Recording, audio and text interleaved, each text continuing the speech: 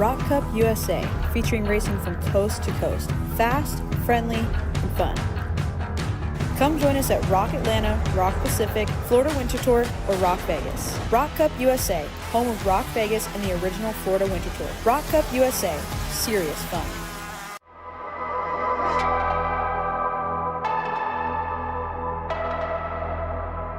Got grip? Let her rip. Putting the rubber to the road. Levanto.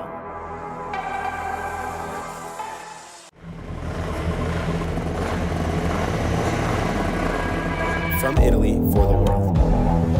Vortex Engines.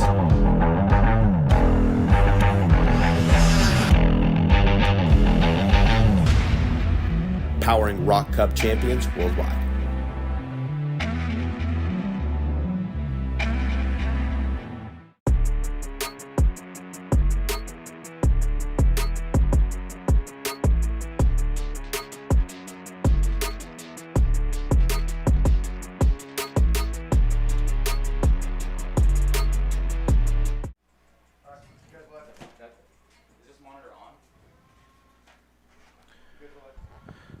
Well, good morning, ladies and gentlemen, and welcome to day 2 of racing here at the Rio All Suites Hotel and Casino in fancy, sparkling, exciting Las Vegas, Nevada. Thriving, Tony Laporta.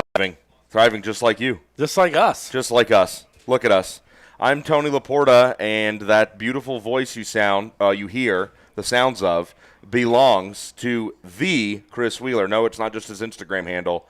That is him. The Chris Wheeler and I are high above the track here at the Rio, getting ready for heat races 3 and 4 in most classes and a few pre-finals in the VLR categories for day 2 of ROK Vegas. Chris, an exciting day of racing. Hopefully everybody enjoyed a safe and profitable night here in Las Vegas. At least maybe a delicious night with a good meal, and now we're back again.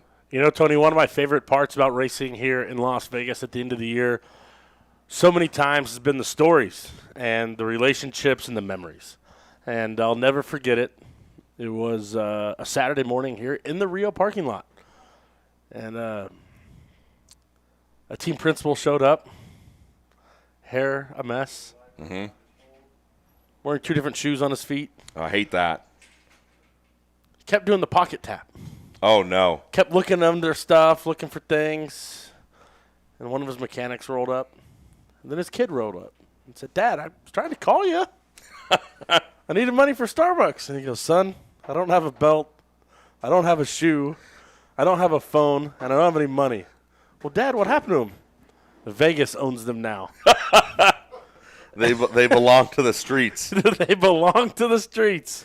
Yeah, something always goes on when you're out here in Vegas for the season finale. It feels annual now to come out here and wrap things up in karting, and that's exactly what we're doing. ROK Cup USA has enjoyed a very successful 2024 season. I'm so grateful to be here. Got to do the Florida Winter Tour with Mike Burrell and his staff, 2 weekends in Homestead, Miami, and then wrapping things up in Orlando, Florida, and then to be asked to be back here for the finale at ROK Vegas was made all that much more enticing when I was told that the Chris Wheeler would be here, a part of the broadcast. Chris makes time and joins us from his busy schedule in IndyCar as Director of Driver Development at Chip Ganassi Racing. And Chris, you spent a long time in the sport of karting, working with programs like Kuna USA, Mike Marini, Martin Kuna. So this has got to feel like a little bit of a step back in time to come here and be a part of a big barrier track race in the parking lot. Yeah, I mean, I absolutely love karting, Tony, and a lot of the fundamentals and the people, the things you learn, the relationships you build, it's incredible, right? It's its own ecosystem, that operates at a really high level, and it's funny. A lot of times in my normal 9 to 5, I get asked questions and advice from parents about their kids' future, and one of the key ones is, you need to not just be karting, but you need to be karting at the right groups, the right places. And it's fun, right? It's fun in my role now in life to be able to watch some of these younger kids and it's not just watching how they go on the racetrack, but it's watching. I've been doing a lot of watching at the scales been doing a lot of watching in the pits and watching the mannerisms and the confidence and the attitudes and the communication and seeing so many talented young drivers here this week. It shines a beam of hope to the future of motorsports, right? That we're going to continue to produce, top quality talent here in karting. Well, and this is the future of motorsports, and the future of the weekend is on track now. Our first race of the day. We ran 2 rounds of heat races yesterday. This is round number 3, getting ready to take track now. Now, I feel bad. We just talked about the future of the sport and the future of motorsports. But now we're going to go to the legends of the sport for our first on track. Yes, the Masters category. They get to go first because they've been up since 4. ROK VLR Masters are on track now. Ben Cooper will lead the field of the green flag alongside Martin Stone. We saw them trade heat race wins yesterday. Renato J. David starts third with Sean Owens out of the great state of Texas in 4th. Dan Jones will roll 5th with Tim Meyer in 6th. Matthew Ostagai, Paul Elefante, Scott Falcone, and Miguel Meyer complete the top 10 as the field makes their way into the tram lanes. So as they head to the tram lanes here, we're looking at the starter light. The light is up, waiting for it to extinguish itself. It does. We're racing, but boy, oh boy, Tony Laporta, I would say 75% of that field was outside of those tram lanes when the lights finally flickered. Yeah, the big rule that the officials are going to look for. Oh, a couple of carts going off there at the top of turn number 2. There you see the yellow flags waving in case they are not able to get that cleaned up by the time this lead pack makes their way back around to complete the lap. But we're off and running here. The drivers out in front, Ben Cooper, Martin Stone started there, but it looks like Stone's been split. Cooper has now got the 725 of Renato J. David behind him in the 2nd position. Field makes their way out of turn number 10 to complete the opening lap. And if we didn't say it before, folks, we are live on ROK Cup USA YouTube, and it is for free, and it is for you all day long. Live coverage of ROK Vegas is free on the ROK Cup USA YouTube page.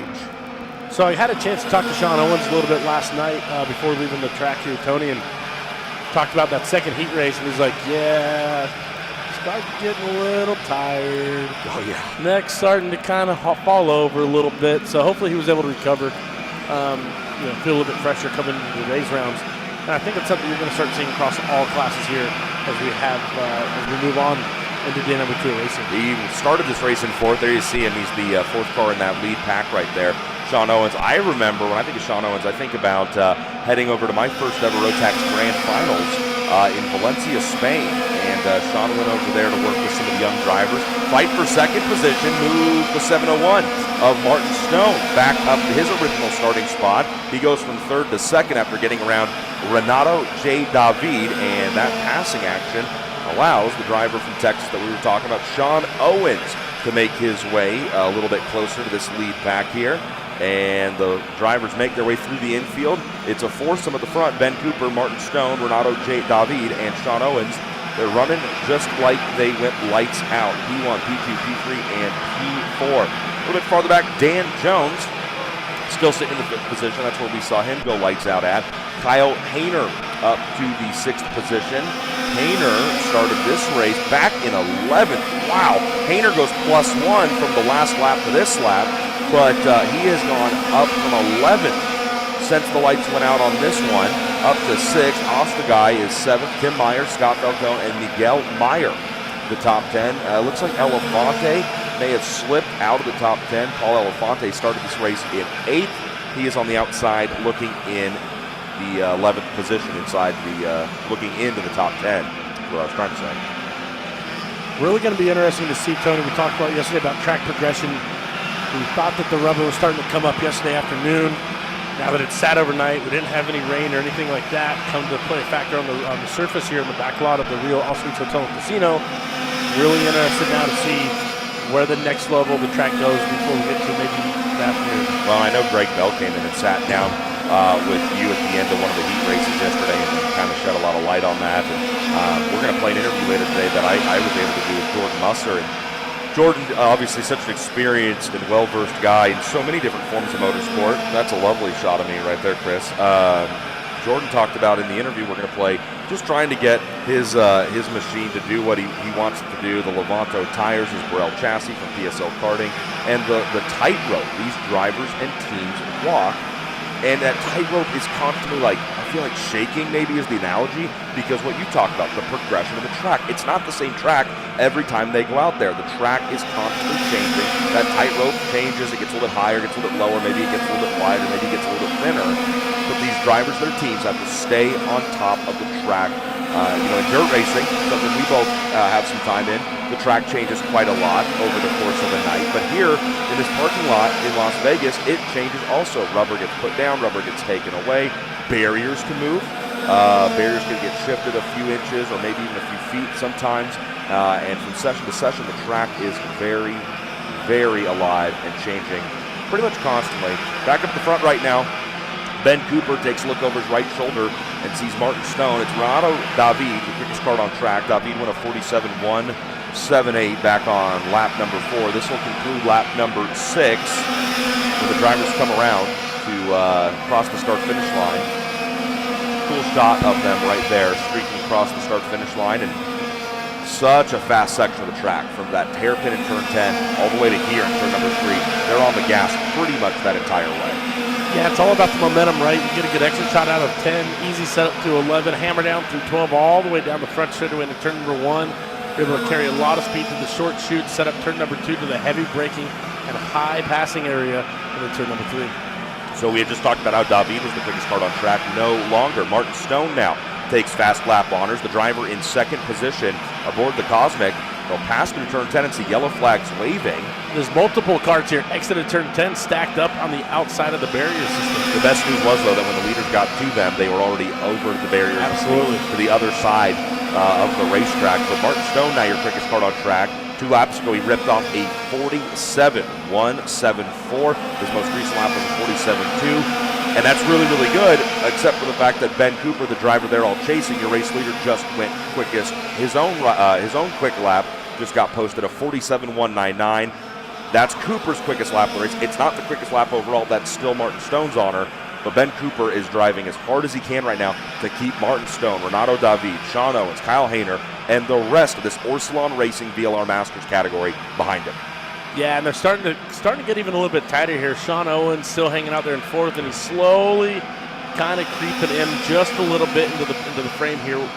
He's kind of hoping for some fireworks, and here you go. Stone's going to step out to the right, make a send on Cooper. Cooper on the quick crossover through 2. Here comes Renato. He's going to slot into second here. So that was a fun little exchange here, Tony. And you can see the experience of these master drivers. How they managed to do that and really lose no momentum. So smooth. That was such a smooth exchange from the start-finish line down into turn 1, and Ben Cooper just kept his wits about him. He did not panic. He did not go ultimate attack mode, dive bomb into turn 2. You can't really dive bomb 2 anyway. It's such a fast, long right-hander. That was a great example of what you said, experience and patience, I think. All 3 of those drivers, and Renato David, just kind of sitting there, waiting, letting the passing opportunity open up and come to him. He made the most of it. He goes from 3rd to 2nd.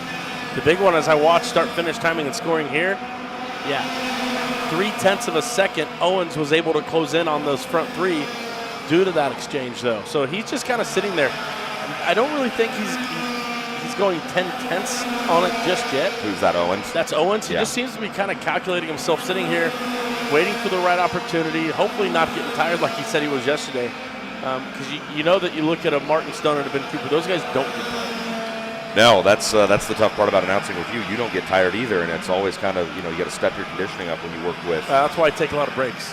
I mean, hey, you got to stay in shape, right? You got to keep the voice ready. You got to be ready for the next big call. And these drivers are going to come around here. They will not beat the clock, so they're going to work effectively. This is 3 to go at the line. They will see 2 laps the sticks, letting them know 2 to go when they get back. All categories are 8 minutes plus 2 laps for all categories, with the exception of micro and mini. Micro and mini heat races this weekend are 6 minutes plus 2 laps. I'm really proud of you, Tony, for holding on to your knowledge of what 3 and 2 and 1 laps meant after yesterday. Yeah, I worked on it before I went to bed. I wrote it down. I said, hey, when they see the sticks, that does not mean they're coming around to the end of the race. They are going to come around to see the white flag. That white flag lets us know that's when they're really getting ready to come to the end of this thing. Sorry, man, I just get excited with ROK Cup USA Racing. It leaves me on the edge of my seat every single section. So as I watch here, it looks like Owen's biggest section right now where he's really struggling is that exit shot out of 10. Just not really able to get up on the pipe quickly and carry a lot of momentum there. And then he's got to chase the entire lap all the way back there. Boom, here it goes. Davide with the lead now over Cooper with a send into 3. Oh, yellow flag into the local waving. yellow. Beautiful timing there. Cooper unable to really attack back immediately as that card is now lifted and set drivers left. But here comes Cooper back to the bottom. Man, just such methodical and well-timed passes here. And you said it perfectly about 2 laps ago.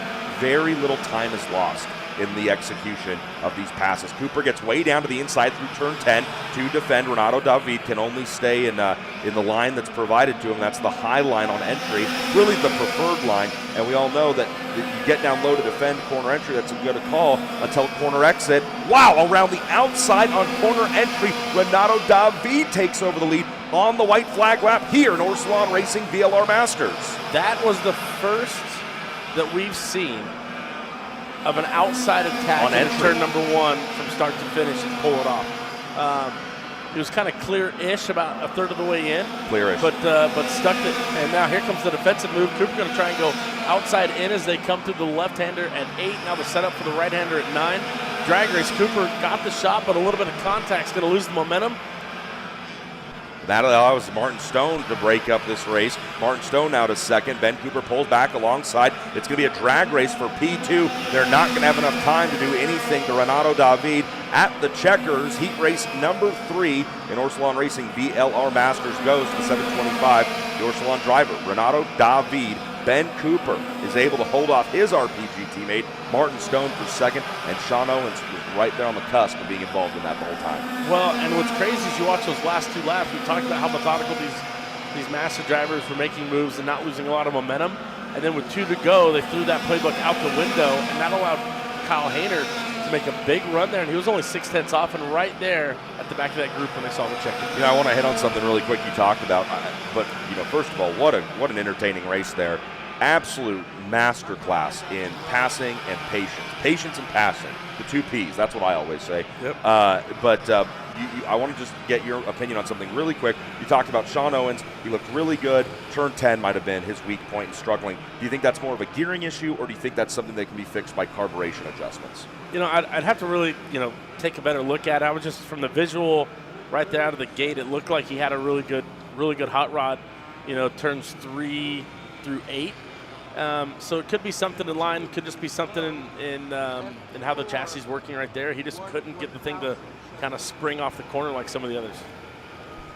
Good stuff there as Renato David holds off Ben Cooper. So through 3 heat races in Orsalon Racing VLR Masters, we have seen 3 different winners. Martin Stone got the job done in heat 1. Ben Cooper wins heat race number 2 last night. And heat number 3 goes to the Orsalon Racing driver of the 725, Renato David. So VLR Masters are done until they're not. Their 4th and final heat race will come up first thing after the lunch break later on this afternoon. So if you're a VLR Racing, if you're a VLR Masters fan, I got good news for you.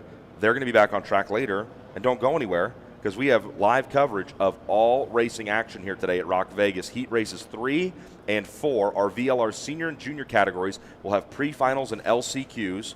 But really, all that you need to know is we got a lot of racing to get through today, Chris. And so much racing ahead of us. I know you're excited for that. I am. It's going to be kind of like yesterday. I'm going to be here with you for a majority of them, not all of them. I really need you to, be a butterfly and step out of your cocoon a little bit today. I'm going to try. Yeah. I'm going to try really hard.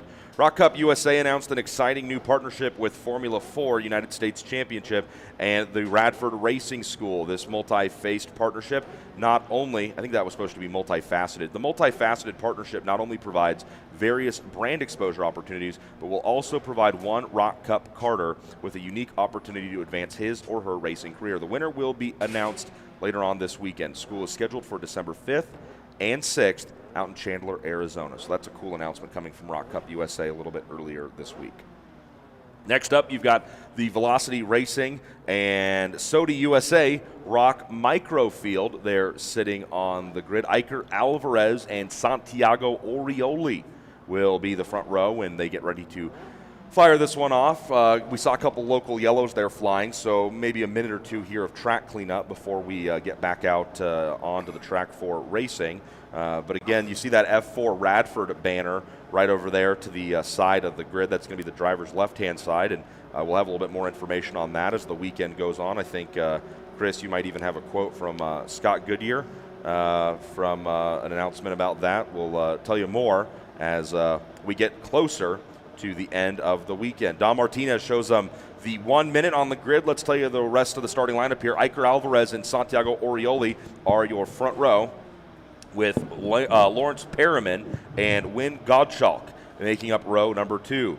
Mauro Nairo in 5th. Aiden Go starts 6th. Ethan Torres and Zeb Gottschalk make up row number 4. The grid makes their way out onto the track. Velocity Racing and Soda USA ROK Micro Heat number 3. The rest of the top 10 sees Zane Burgess in the number 55, starting 9th, with Luca Beckrell rounding out the top 10. George Ho will roll 11th with Ix Garduno in 12th. Samuel Chaveri and Mason Brody with Alvaro Maderos complete the top 15. Then it's Dutch Westbrook in 16th, Nico Salazar 17th, Liam Francisco 18th, Ko Saito and Jack Katowski 19th and 20th. The rest of the field sees Tristan Francisco, Leonardo Ramirez, Brody Brown, Kylie Johnson, Brody Stoffel, and Nick Wong. That's the lineup for Velocity Racing Soda USA ROK Micro Heat number 3. And this group has put on great racing so far this weekend, Tony. Yeah, absolutely, and it's always a little stressful because they come into the tram lanes a little hot, a little caliente, as some people might say. But once they get them sorted out and lined up, it's always good racing here in the Velocity Racing Soda USA ROK Micros. This is their 3rd heat of 4 here this weekend. You can see the pace already pretty high as they come into the tram lines, and the red lights do not go out. Chuck Yoder says, "That's a no for me, homie." That's a no for me. It's a bit pitchy, dog. That's what Randy Jackson would say on American Idol. Yeah, that was kind of disappointing, man. These kids have done such a good job all weekend. Maybe they had a little too much Starbucks this morning. That Starbucks line is bumping when you come down from the Ipanema Towers. Oh, look at that. You got the hookup right there. The Pinata Tower? Hey, I said that. I was young when I got confused and thought Tony, those you're were still young at heart. I got confused. I thought those were the Empanada You got young Towers. hips. Yeah, exactly. I got about a year and a half old hips, man. Yeah, homie. I'm living La Vida Loca here.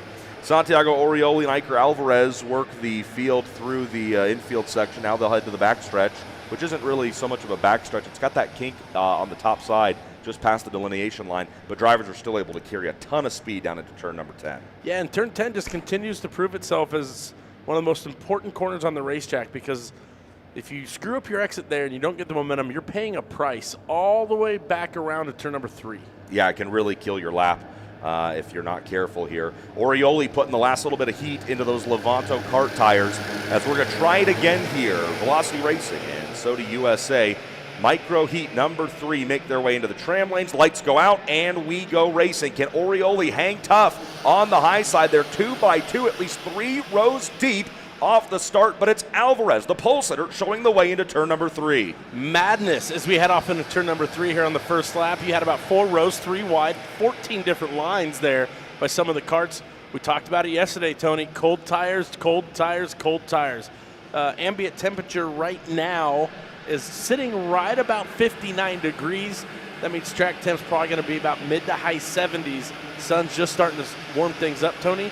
And this first couple laps are going to be a handful for these little guys. It's as warm outside right now as it was in my hotel room last night sleeping. So that's so perfect. It's wildly comfortable here at ROK Vegas for the second race of the morning. This is round 3 of heat races, and you're watching lap 1 come to a close for the Velocity Racing Soda USA Micro drivers. Lawrence Perriman, the driver who started in the 3rd position, he's still 3rd. Yeah, he's chasing down Santiago Orioli and your pole sitter, early race leader Iker Alvarez. And I got introduced to Orioli earlier this year, Chris, when he was working with a buddy of yours, Billy Vincent, at Team MPG. And they still do. I know they do a lot with the MPG group. In fact, it's right there on the front bumper of his kart. MPG, one of the coolest names in karting for one reason. I love it. My parents' garage. That's where it all started.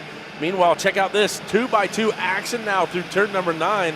As Orioli trying to get a big run, and he gets the big momentum shift to the outside. Yeah, Perriman almost made a sitting duck out of those two. Orioli's going to fly through to the race lead, so move Orioli to the top spot now as he'll lead at the completion of lap number 2. He sat, he waited, and he watched. Perriman pops out to take a look, thinks better of it, gets back in line. So new race leader, Orioli, and it's Iker Alvarez on the losing end of a 2-kart swing. He goes from first to third. Perriman up to second. Orioli, your new race leader. Yeah, it's funny you mentioned Billy Vincent, because in the Masters race previous, when we said nobody was panicking, Billy Vincent operates with one simple phrase in life: panic slowly. Panic slowly. Yeah. I like that. Perriman's going to slowly take a look to the inside here, but quickly execute the pass. Race lead shifts hands once again. The 28 of Lawrence Perriman now to the point here as the field makes their way down the back chute towards the right-hand hairpin. Turn number 10, Chris talked about it in the formation laps. It's critical to get this turn number 10 as good as you can. Doesn't matter if you're here in the micros or in the pro shifter category. That turn number 10 hairpin can really make or break a lap. Couple carts pulling out a little bit farther back in line, trying to get closer to the top 5 of the running order here. 6 minutes plus 2 laps. We're near the halfway point. That action was around 6th through 9th, around the Torres Ho, Denario area. A lot of action, a lot of drivers trying to kind of still build some momentum. What I'm really looking for, though, is, Westbrook in 23rd is purple right now. Dutch Westbrook, your quickest driver on the track after going purple. The 51.2, so about a tenth faster than the leaders. That was 2 laps ago. Interesting. Didn't see what happened there. 16th is where Dutch Westbrook in the number 33 saw the lights go out after an aborted start attempt. They went green the second time by. Good to see all these drivers making their way around the track cleanly and safely. We've enjoyed really fun and fast and successful 3 days of on-track activity. Karts were on track practicing Wednesday, practicing and qualifying late in the afternoon on Thursday. We went racing yesterday in rounds 1 and 2 of the heats, and here we are in round 3. Look how tightly grouped those front 3 are: Perriman, Orioli, and your pole sitter, Iker Alvarez. And I thought you did a great job in that first heat, Chris, of identifying where Sean Owens was struggling over there in turn number 10 to stay with the front 3 in these micro karts. Every corner is so critical because there is not a lot of horsepower. There is not a lot of top-end speed. Momentum is the name of the game in all single-speed karting, but in these kids, it's absolutely paramount. It is, and it's a game of honestly, on the chassis setup, of getting the thing too gripped up, right? Too tight. As soon as these things get too tight, they start to pull down and on the engine. They start to run a little warm. They stop to produce power. So a lot of these micros and minis throughout the rest of the week that you're going to see, you want them kind of on the nose, right? You want them to be able to turn in. You want about 2 to 3 minutes of input on the steering wheel, and you want the rear end to be able to kind of hop and float, keep the revs up as much as possible. Not a lot of horsepower coming out of these engines, so everything is so important. That's actually what Aiden Shimbashi told me, a VLR Senior driver. I saw him back over at the K1 tent having a good conversation with a mutual connection of ours, Jake Brown. Yeah. Shimbashi came over, and when I asked him how the weekend was going, he said they are really struggling with being overstuck, too much grip in the really slow corners. He talked about the hairpins are where he's having a hard time getting drive off through the corner and not being stuck while the rest of the field is able to power away. Yeah, and I think it's something you just see. I mean, if you take a peek out of our booth here, about 20 stories high above the racetrack in the back lot of the Rio, I think that you can really see who's struggling and who's not. Yeah, it's a great vantage point when you're up here with the birds and above the clouds to see what is developing down on the track beneath us. Lawrence Perriman continues to set the pace here, but Orioli is right there ready and waiting to make a move. We saw lots of patience from Orioli back during the ROK Cup USA Florida Winter Tour, January, February, and March, when drivers kicked off the 2024 season racing down in the very southeast. I don't know if you can get much more southeast than Homestead, Miami, Florida, and got to watch Orioli do some really impressive driving down there. Iker Alvarez, Lawrence Perriman. We also got to see a lot of Zane Burgess, Wynn Gottschalk. So many of these kids are racing every weekend, if not every weekend, close to it, all around the country. Heck, a lot of these kids are racing in different parts of the world. Karting provides them so many opportunities. Orioli's found himself an opportunity to go to the race lead. Contact for the race lead, side by side. The 2 leaders touch, and Lawrence Perriman goes around and is sitting stalled in the middle of the line on corner entry to turn number 1. As the back markers make their way around, it looks like they will all avoid him, but a major incident there for Lawrence Perriman after contact with Orioli fighting for the lead here in Velocity and Sodi ROK Micro. Yeah, it's kind of one of those things, man. It's bound to happen at some point. This class has done a great job of keeping it clean thus far, but looks like the sand ran through the hourglass on this one. It was interesting. Orioli had popped out to begin to make that pass on corner entry to turn number 1. And there's a multitude of things that can happen there. The passing driver can sometimes misjudge. That defending driver can begin to inch down a little bit and try to do what they can to keep the driver behind him. This is a live look at the race for what should be about 4th position, as they are still fighting for every spot they can get down there around 7th, 8th, 9th, and 10th. Look at this here. This is the 77 and the 5. Moreno is going to lose on that interaction. Back that thing in like he was running Hobstadt. Oh, boy, a Silver Crown car. Am I right? Oh, not at Hobstadt. That'd be more like Terre Haute. It'd be a sprint car, but yeah. I mean, just backed that thing in the corner. Didn't work out. That was George Ho in the 5 and the 77 of Narayo getting together on corner number 3. Man, right here at the end of this thing, drivers know it's time to go. This is the second day of racing. They're trying to find out how they're going to start for the last heat race of the day, which sets the grid for the final tomorrow afternoon. Intensity's picking up already. Down to the last $5 at the table. The need to get some action to be able to stay alive. Oh, man. And now you can see what happens when the pressure gets on them. Relatable. Checkered flag waves. And after all of that, it was the pole sitter, Iker Alvarez, the number 44, literally keeping his nose clean and able to stay out in front and score the victory. Alvarez starts out front, finishes up front. Alvarez, your winner. Velocity Racing Soda USA ROK Micro Heat number 3. Orioli will be credited with 2nd position. We're not officials up here in the high rise. Have no desire to be. But you must expect that race control will end up taking a look at that contact between 1st and 2nd position. Orioli credited with 2nd at the line. Zane Burgess bumps up to 3rd after the contact. Torres 4th, and George Ho completes the top 5. Rest of the top 10 looks like this. Ko Saito in 6th. Win Gottschalk 7th. Zev Gottschalk up to 8th. Zev started a little bit farther back. I think some good climbing there. No, Zev actually started this thing in 8th. So Nico Salazar in 9th, and Liam Francisco, the top 10 in our 2nd heat race of the morning. And just like that, we turn the page. Literally turn the page. I mean, we just removed the page realistically. And actually that O in the Rio, that's where Chris and I are announcing from. If you're watching live right now, that O is up where Chris and I are. Quite a view of the property and all of Las Vegas from that height. It is. From this height. That bird tried to sit on your shoulder yesterday. Was quite funny. I know. I wore bird repellent today. You did? Yeah, I got good bird repellent, and the only thing higher than us is the old beautiful American flag right there. That's all that matters. So if you are watching live, you are joining us. Hopefully you're somewhere more comfortable and less frightening than the top of the Rio All Suites Hotel and Casino, because it's high up here. It's frightening, but you go to these lengths to see the best racing in the country, and that's what the Chris Wheeler and I are doing here today. 2 heat races in round number 3 are done. We got a little bit of track cleanup, and we're going to step aside here for just a moment as we pan out and give you a live look at the Masquerade and the Ipanema Towers. Chris has got a suite just a few floors below where we're sitting right now. And we're going to hang out, get some track cleanup here, and we'll be back in just a few moments with Heat 3 of round number 3 this morning here at ROK Vegas.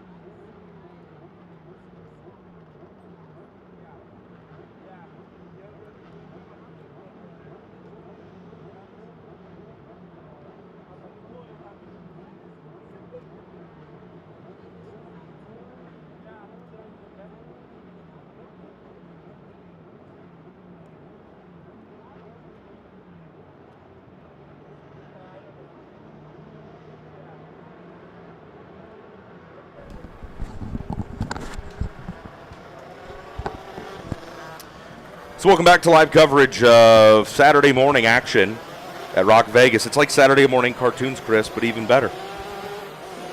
Well, the cartoons are left for the chat on our YouTube channel. And a special shout out to a very dear friend of ours. That's Jack Slash, Sean Buckley. Jack Slash Media. That's it, man. He was bringing the sound and the audio, the sound and the video of the best form of racing out there to the masses.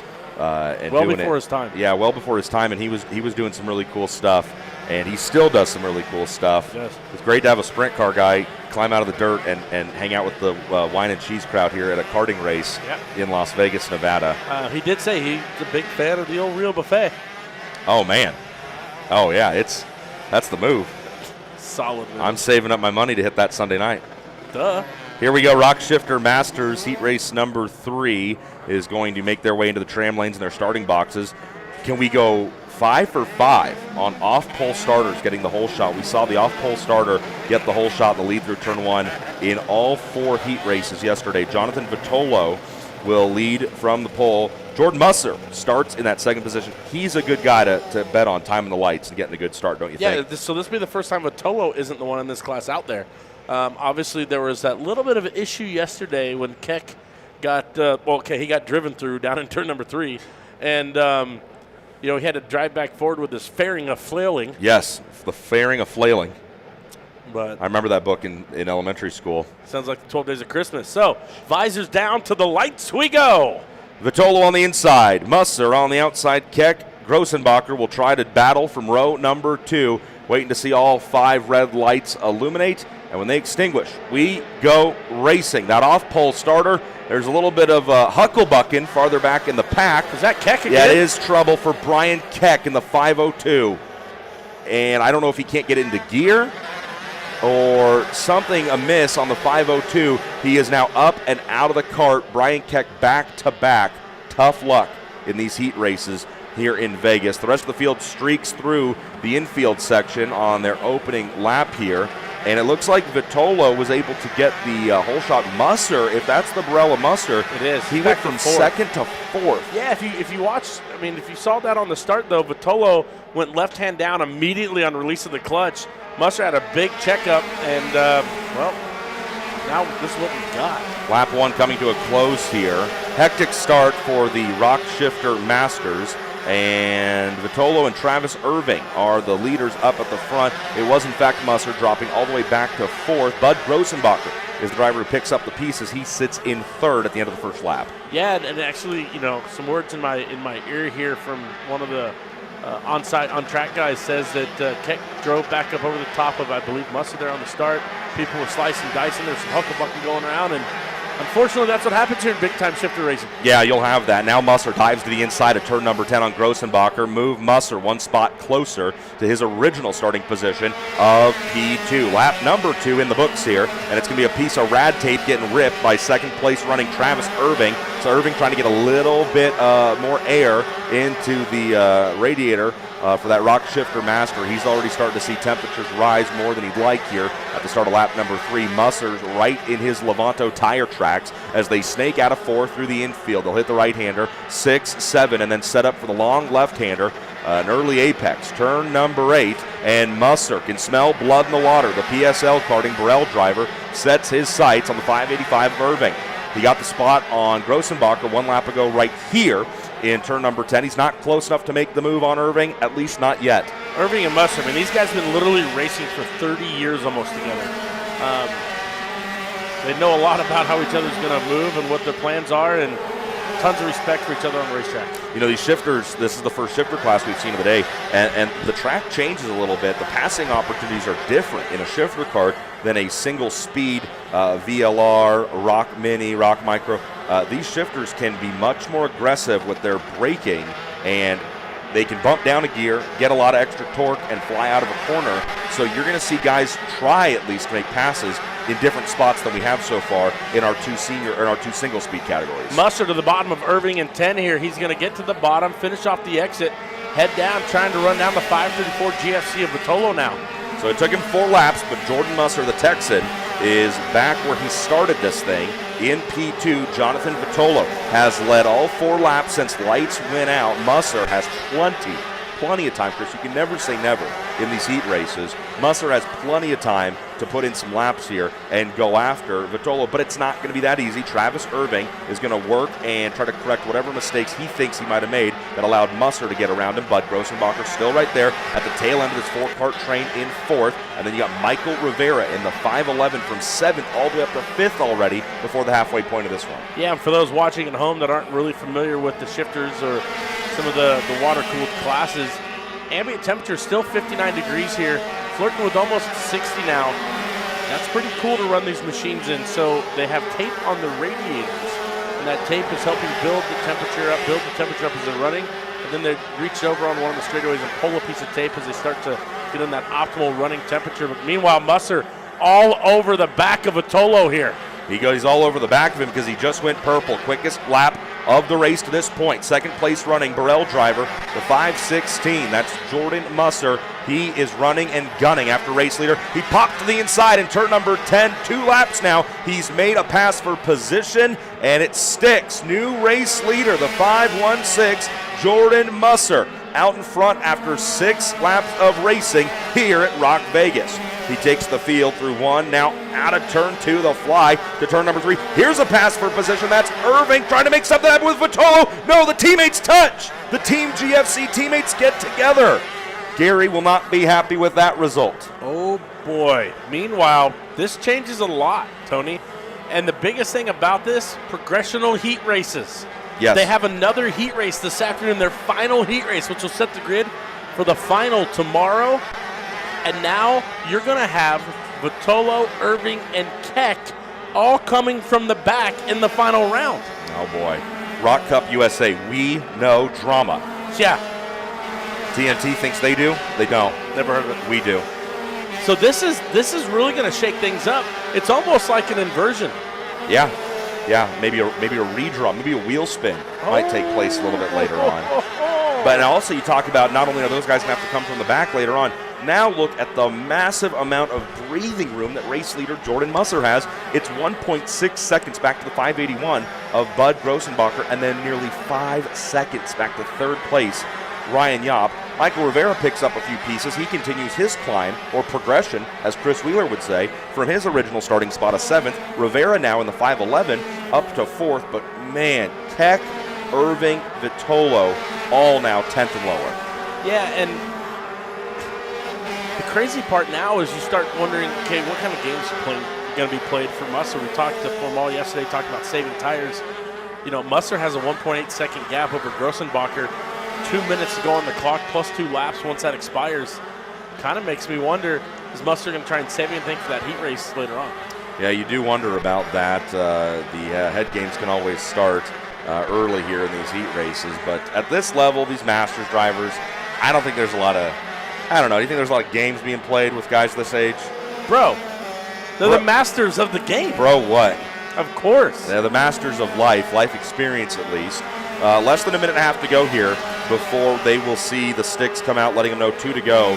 And Jordan Musser, boy, he's had a long couple of heat races here, working his way back up to the top spot. That's where he operates right now. Grossenbacher now over 2 seconds back in the runner-up position. Ryan Yop, Rivera, and Hunter Hagenbooth complete the top 5. Danilo Romalo is 6th, Deverett 7th, O'Neill, Lytle, and Vitolo the top 10. Vitolo able to continue. Obviously, we see Irving 3 laps down, so his damage too much to stay on track. But Vitolo doing what he can to try to run his best of laps and continue to learn, and I guess just have something in the gun for that 4th heat race later today. But he's not gonna climb out of the basement with this little time left, unfortunately.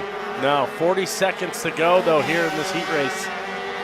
Don't think they're actually. I think, yeah, they should get this lap in before we see it again. So it might be 3 to go. I love this guessing game of trying to match the time. No, I'm sitting here doing math. Like, okay, they're in turn 9. Yeah, last time would you stop taking your shoes off, Tony? I'm sorry. I need my toes, Chris. It's how I do. It's how I do arithmetic. Okay. So 15 seconds to remain at the apex of 10. Definitely going to get back to the stripe before the clock strikes 0. Yeah, these shifters just rip through that last complex of corners. And in fact, they do beat the clock to the line, so we're effectively working 3 laps to go here. Clock strikes 0 now as Musser makes his way through 2 and out of 3. So when they get back to the line, they'll see 2 laps remaining. 2.4 seconds, Musser's lead over Grossenbacher. It just continues to grow. Musser, an engineer by trade. He's engineering himself a great weekend here in Las Vegas. Yep, nice and steady here through turns number 8 and 9. The right-hander setting himself up for the back straightaway with the small kink. Off into the heavy braking zone, the hairpin turn number 10. As he climbs back to the gears, left hand down at 11, right hand down at 12. He will see 2 sticks waving at him, 2 laps to go. Yeah, exactly. They're not coming to the white. They're not coming to the checker. That clock runs out, and you think, okay, the race is over. This has got to be it. They're coming to the line, right? No, that's not the case. Now they work the time expired 2-lap portion of this race, and Musser really now at this point is just he's just running qualifying laps. He's just doing what he can to learn a little bit more about his go-kart, come back to the PSL tent, an expansive pit area in its own right, and he's going to work with his tuner and the rest of the data folks over at PSL. They're going to take what they see from this dominant heat race number 3. They're going to make some changes, make some adjustments, maybe not, but you have to imagine they're going to do a little something as they know the track conditions will continue to change. And as the white flag flies, Musser knows he just has to stay smooth, and he'll pick up the 3rd heat race victory of the weekend. That's it. 2.5 second gap. Going to be Ryan Yope back in 3rd, 6 seconds off.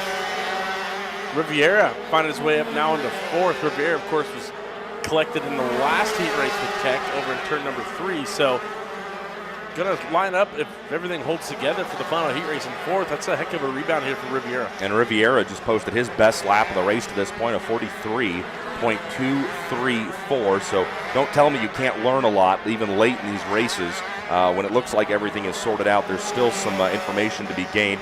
Checkered flags wave. It's the Texan, Jordan Musser, driving to a 2.6 second victory. He continued to grow the lead till the very, very end. Musser's your winner. Grossenbacher 2nd. Ryan Yope 3rd. Rivera finishes in 4th. And Danilo Ramallo gets Hagenbuch at the line for the 5th position. Hagenbuch drops to 6th. Deverett 7th. O'Neill, Lytle, and a very frustrated, you can imagine, Jonathan Vitolo round out the top 10.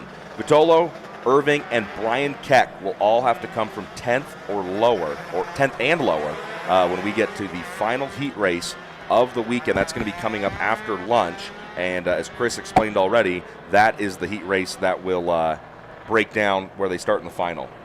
So it sounds like Wheeler is going to go out and do a little bit of man on the street, check in with your heat race winner, Jordan Musser, and come back with a little bit of intel for us as Musser gets the job done in heat number 3 for the ROK Masters. Rollison Performance Group. Wow, that's a tight shot of our office. Look at that. You can almost see me up in the O right there. Chris just left. He's on his way down to the scale line, so it'll be a while. Yep, that is the vantage point from which we're working. I'll lean out and wave. I don't know if you guys can see me there. RPG, as we pan out from the top of the Masquerade Tower, and you look at the property here at the Rio All Suites Hotel and Casino. There you go. That's a shot of the infield section down on the bottom of the screen. That's the right-hander, turn number 9.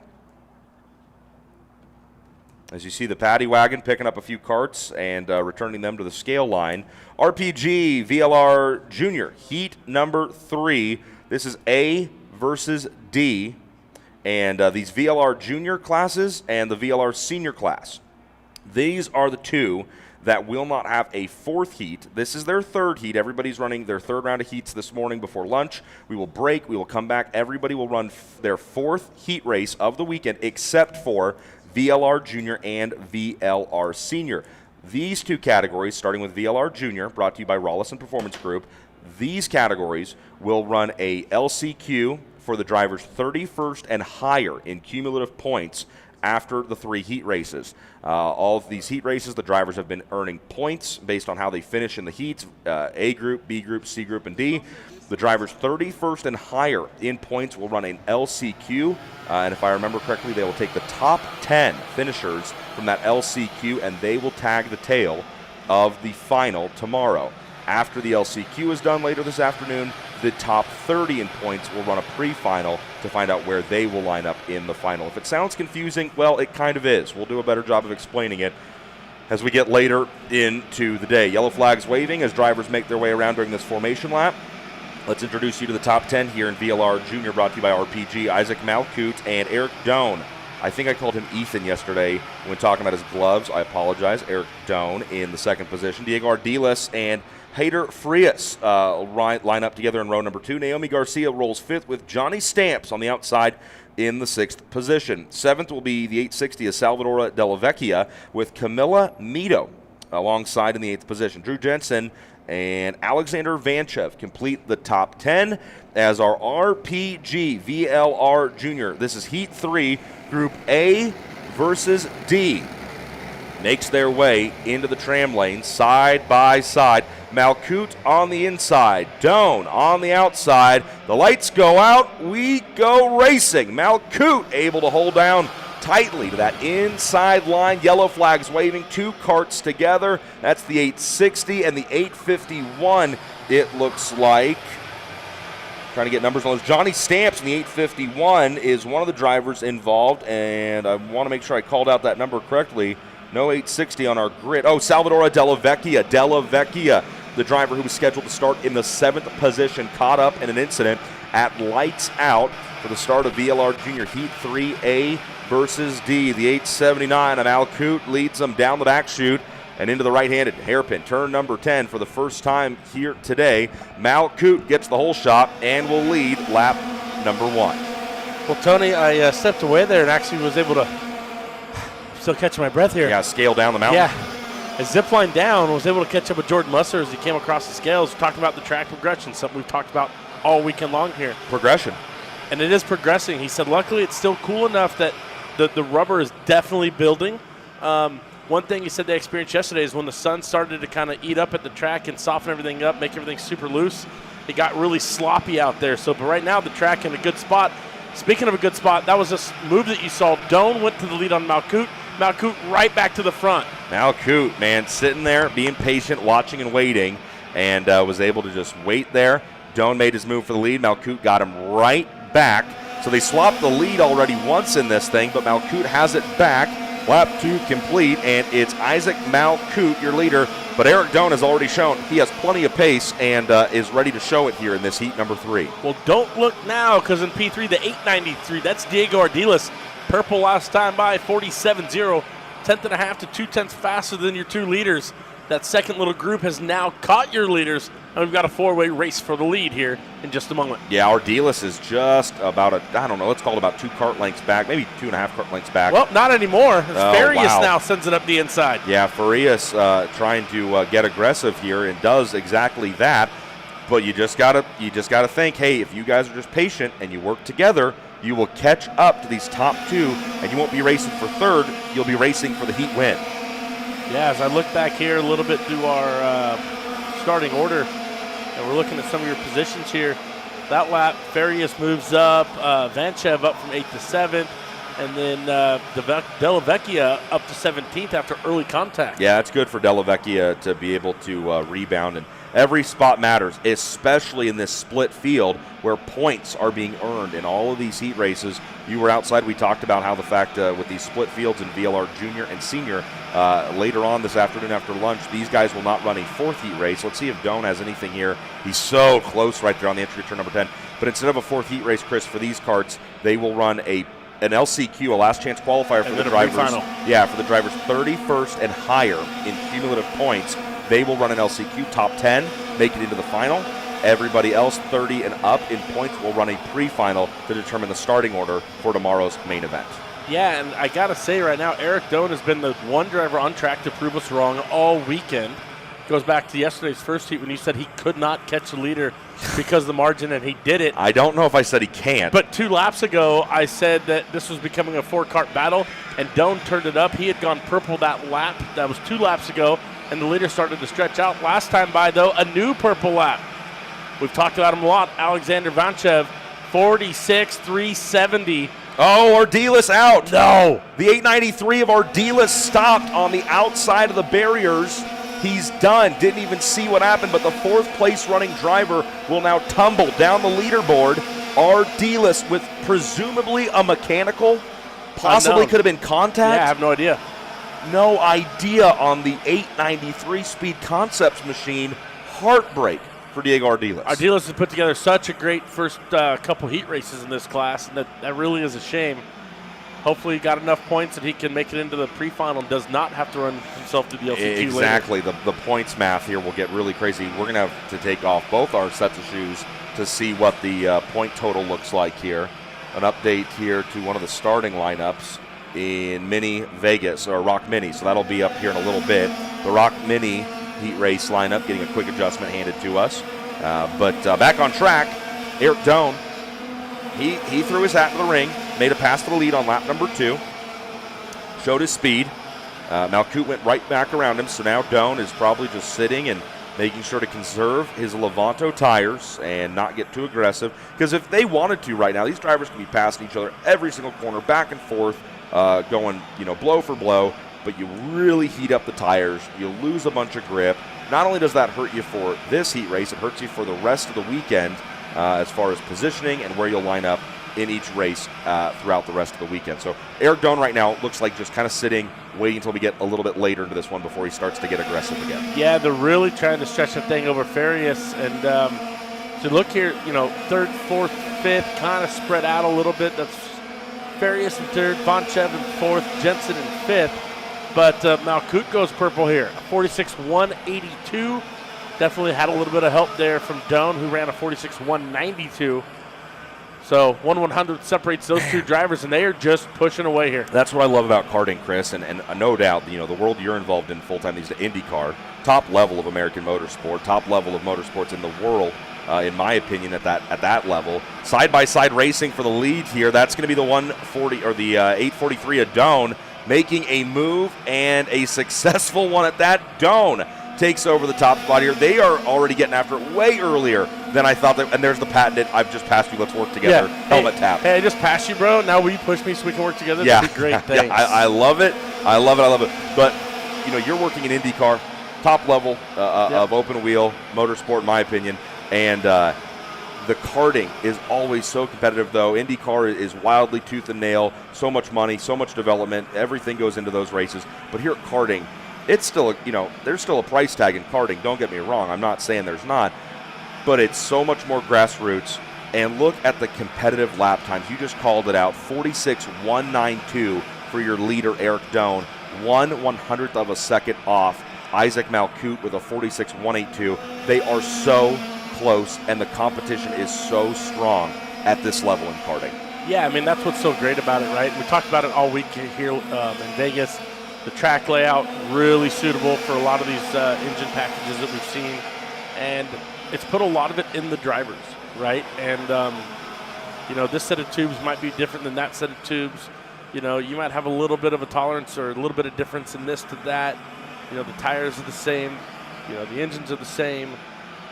It comes down to literally, setting the thing up within the window and the nut behind the wheel.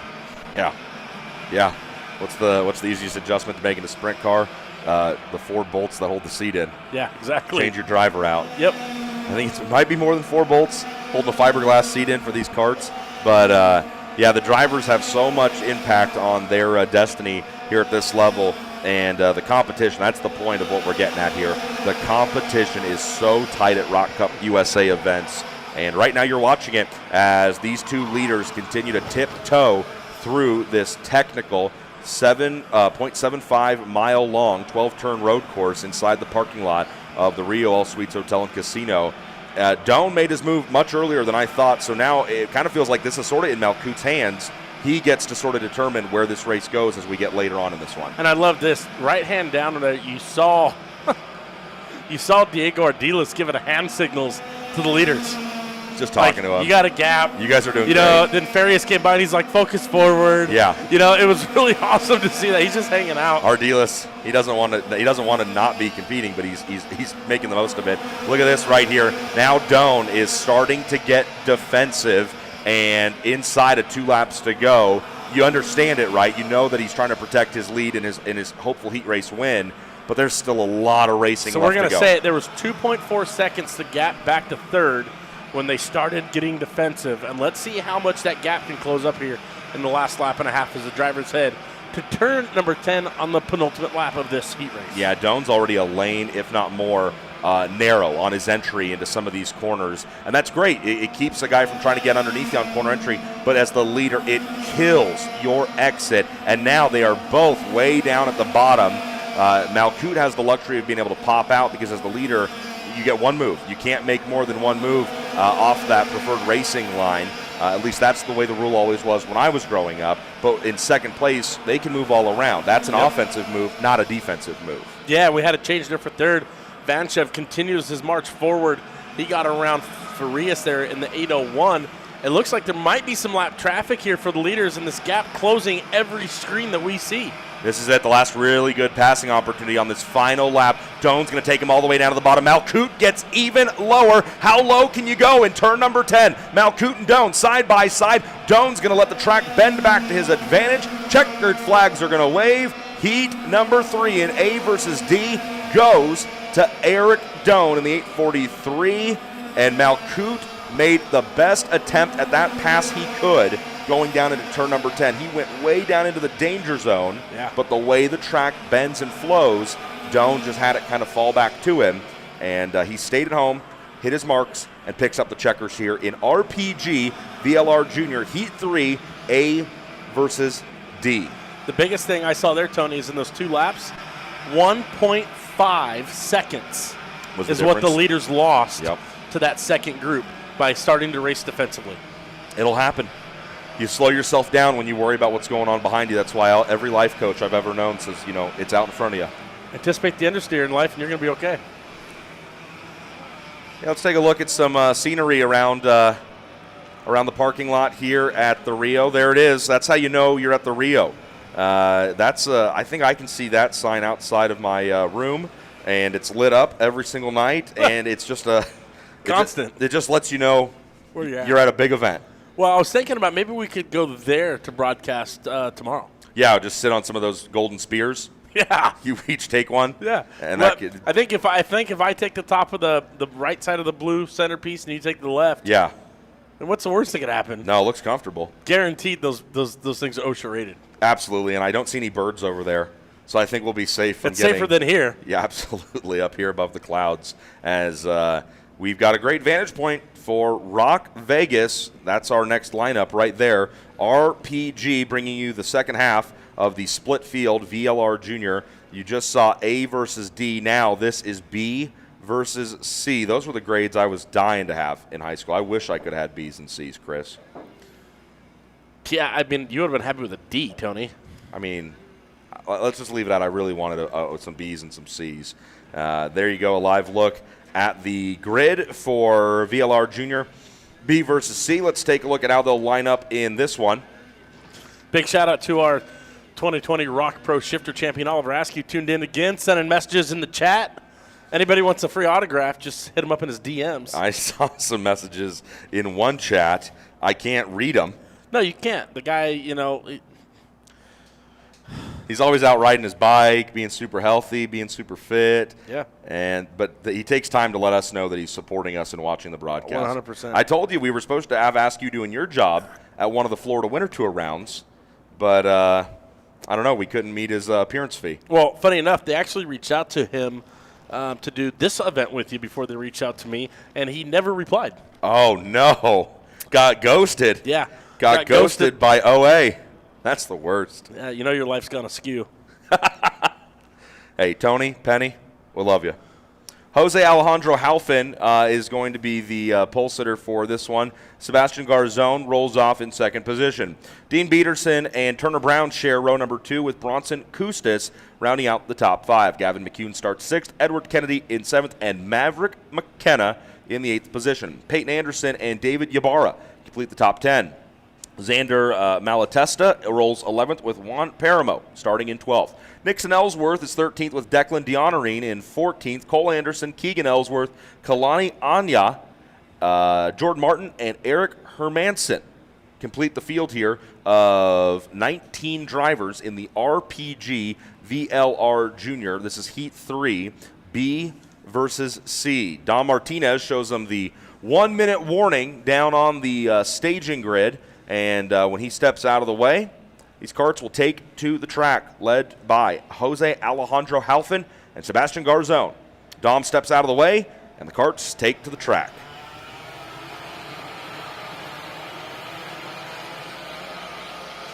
I think I'm losing my mind. Very likely. Very likely. I'm really struggling here. What are we struggling with? Was Sarah Bradley not in this class yesterday? I believe only ROK GP. Man, Junior. I'm literally losing my mind. I'm like, wait a second, man. There were such great battles. I was so excited to see where Bradley was lining up in the heat race. You still can. She'll just be on track a little bit later. That's why I've been over here juggling through all these lineups trying to figure it out. That's okay. Hey, hooked on phonics. Did not work for me. It's all right. I'm stuck on stupid. So we're going to make our way through the delineation line there and get ready to go. One more time, Jose Alejandro Halfin and Sebastian Garzoni, your front row. Peterson and Brown, row 2, Custis, McCune, Kennedy, McKenna, Anderson, and Ybarra. The top 10, as this is another one of our 8-minute plus 2-lap heat races, and we're flying through them here today. VLR Junior kind of is the last class before we hit halfway. ROK Mini will be up on track next, and that will signify the halfway point in our morning heat races. Love the schedule here with ROK Cup USA. Everybody runs a morning warm-up, 1 heat race, lunch, you come back out, you run your last heat race of the day. And we're done. And we're done. We are done. And where do we go? Buffet. With Jack Slash. Yeah. The Rio Buffet. Halfin on the inside, Garzone on the outside. Love this shot right here. You can see the lights extinguish as the field rockets down into turn number 1, and everybody looks to have made it through. Yes, they have. Yeah, a little bit of a... Oh, no! Right Big when I- contact, exit of turn number 2, and that was at the sharp half of the field. Right when I say it every time. That looks like the 830-something and the 880-something. Could that be McCune and McKenna? I believe that was Gavin McCune and Maverick McKenna there. Started 8th and 10th on the field. Sorry, 6th and 8th. All I know is I'm done calling out when when the pack makes it through cleanly, because I think 3 times now I've done that, and as the words come out of my mouth, there's an incident about around turn 3 or earlier. Meanwhile, the parts trailer loves it. Yeah, exactly. Yeah, the parts trailer probably doesn't mind. Rest of the field now completes the opening lap. Yellow flag still being displayed in that opening complex of corners because the barriers are absolutely wrecked on corner exit of turn number 2. Just saw Turner Brown make a pass late in that first lap on Dean Peterson in the 829. So Turner Brown got from 4th to 3rd, and they're all chasing. Pole sitter Halfin with Garzone out in front. And unfortunately, I was right, Tony. The 837 of Gavin McCune and the 887 of Maverick McKenna. And from my vantage point, it looks like they just got a little bit of high, wide, and handsome there. Ran out of real estate. So far, Oliver Askew has sent us 5 text messages, and 3 of them all have the same 4-letter word that I cannot say. Love. Yeah, he loves watching this free content from ROK Cup USA here on YouTube. That's right. And we love having him tune in and watch live. Man, if we can get, if our show director could show us a shot as the leaders come by the front stretch next time of the mechanic stand. I love the hand signals. Yeah, battle for the lead right there as Garzone, the Orsalon racing driver, puts the moves on Jose Alejandro Halfin. So Halfin, your pole sitter, will smell exhaust for the first time since lights going out. Move Garzone up a spot to the race lead. Turner Brown is the driver that I think you really need to be watching right now. Brown started this race in the 4th position. He's up to 3rd quickly in this one. And he's been really aggressive on the attempts and the looks at passes that he's made, letting drivers in front of him know that he is there. Turner Brown trailing his teammate, Halfin, at the line. You'll see the leaderboard click around. No, Brown was able to get around Halfin, so the RPG teammates got me confused. The Paracosmic carts are in a different running order than I expected. Dean Peterson in the 4th position, trying to get a little racy with it here. So Brown goes from 4th to 3rd up to 2nd. I was half right. I said that's a guy you got to keep an eye on. He's just up 1 spot higher than I thought he was. So Brown to 2nd, Halfin to 3rd, Dean Peterson trying to crack the podium provisionally. But this is a heat race. There's no podiums. No podiums in the heat race, no trophies in the heat race. Just setting yourself up for hopefully making it in the show? Because there are points or in these out? there are points in these split class heat races, or split field heat races, I should say. There are points, and remember, VLR Junior and VLR Senior are those two split field classes. The top 30 in heat race points after lunch will not have to race in the LCQ. Fight for the lead. Turner Brown goes from 4th to 3rd to 2nd, now to 1st. Turner Brown goes to work down Here on the comes inside Halpin. of 3. No, not going to happen there, but Peterson sent it. Dean Peterson in the 829 climbs the ladder, goes from 4th to 3rd now. Good move by Peterson, and this has allowed Edward Kennedy, Bronson Kustis, and I think Peyton Anderson to join the fray here. Move right there. Somebody that's the 815 of Edward Kennedy around, I think, Halpin for what should be the 4th position. Your leaderboard's waiting to update as they come across the line here. You're going to move Turner Brown up to the race lead. You're going to move Peterson up to 3rd. So twice in that lap, Halpin made a move, didn't work, and each time lost the position. Meanwhile, the race up front here, Brown and Garzon starting to heat up. Garzon all over the back of that back bumper, the 836 of Turner Brown. Meanwhile, Halpin sending it right back up the inside now of Kennedy to take over 4th. Kennedy trying to shoot back to the bottom in turn number 5. Yeah, I think he got it. Kennedy and Halpin continuing to go blow for blow here up front. Garzon trying to stay right stuck to the bumper of race leader, the 836 of Turner Brown. Lots of action on track as we've just gotten underneath 3.5 minutes. You remember, it's an 8-minute heat race plus 2 laps when the clock expires. So 4 minutes just gone now, and that's halfway in that 8-minute clock. You got to add those 2 laps on. Dean Peterson goes purple, the driver in the 3rd position, starting to chop wood and go after these race leaders up in front of him. Peterson, purple, with a 46.347. But Chris, the 2 drivers he's trying to chase down, just posted their best laps of the race to this point. Peterson, I believe, one of those Nash Motorsports machines, really starting to roll here. Really looking for an opportunity as Brown and Garzon, they're not done taking swings at each other. 3 minutes to go still on track, plus 2 laps. I'm excited to see what Peterson can do here as he is almost there. He's almost completely caught the back bumper of the 850 of Garzon. Leaders come out of 12 across the start-finish line. Turner Brown getting his head down, trying to get out of the wind as much as he can.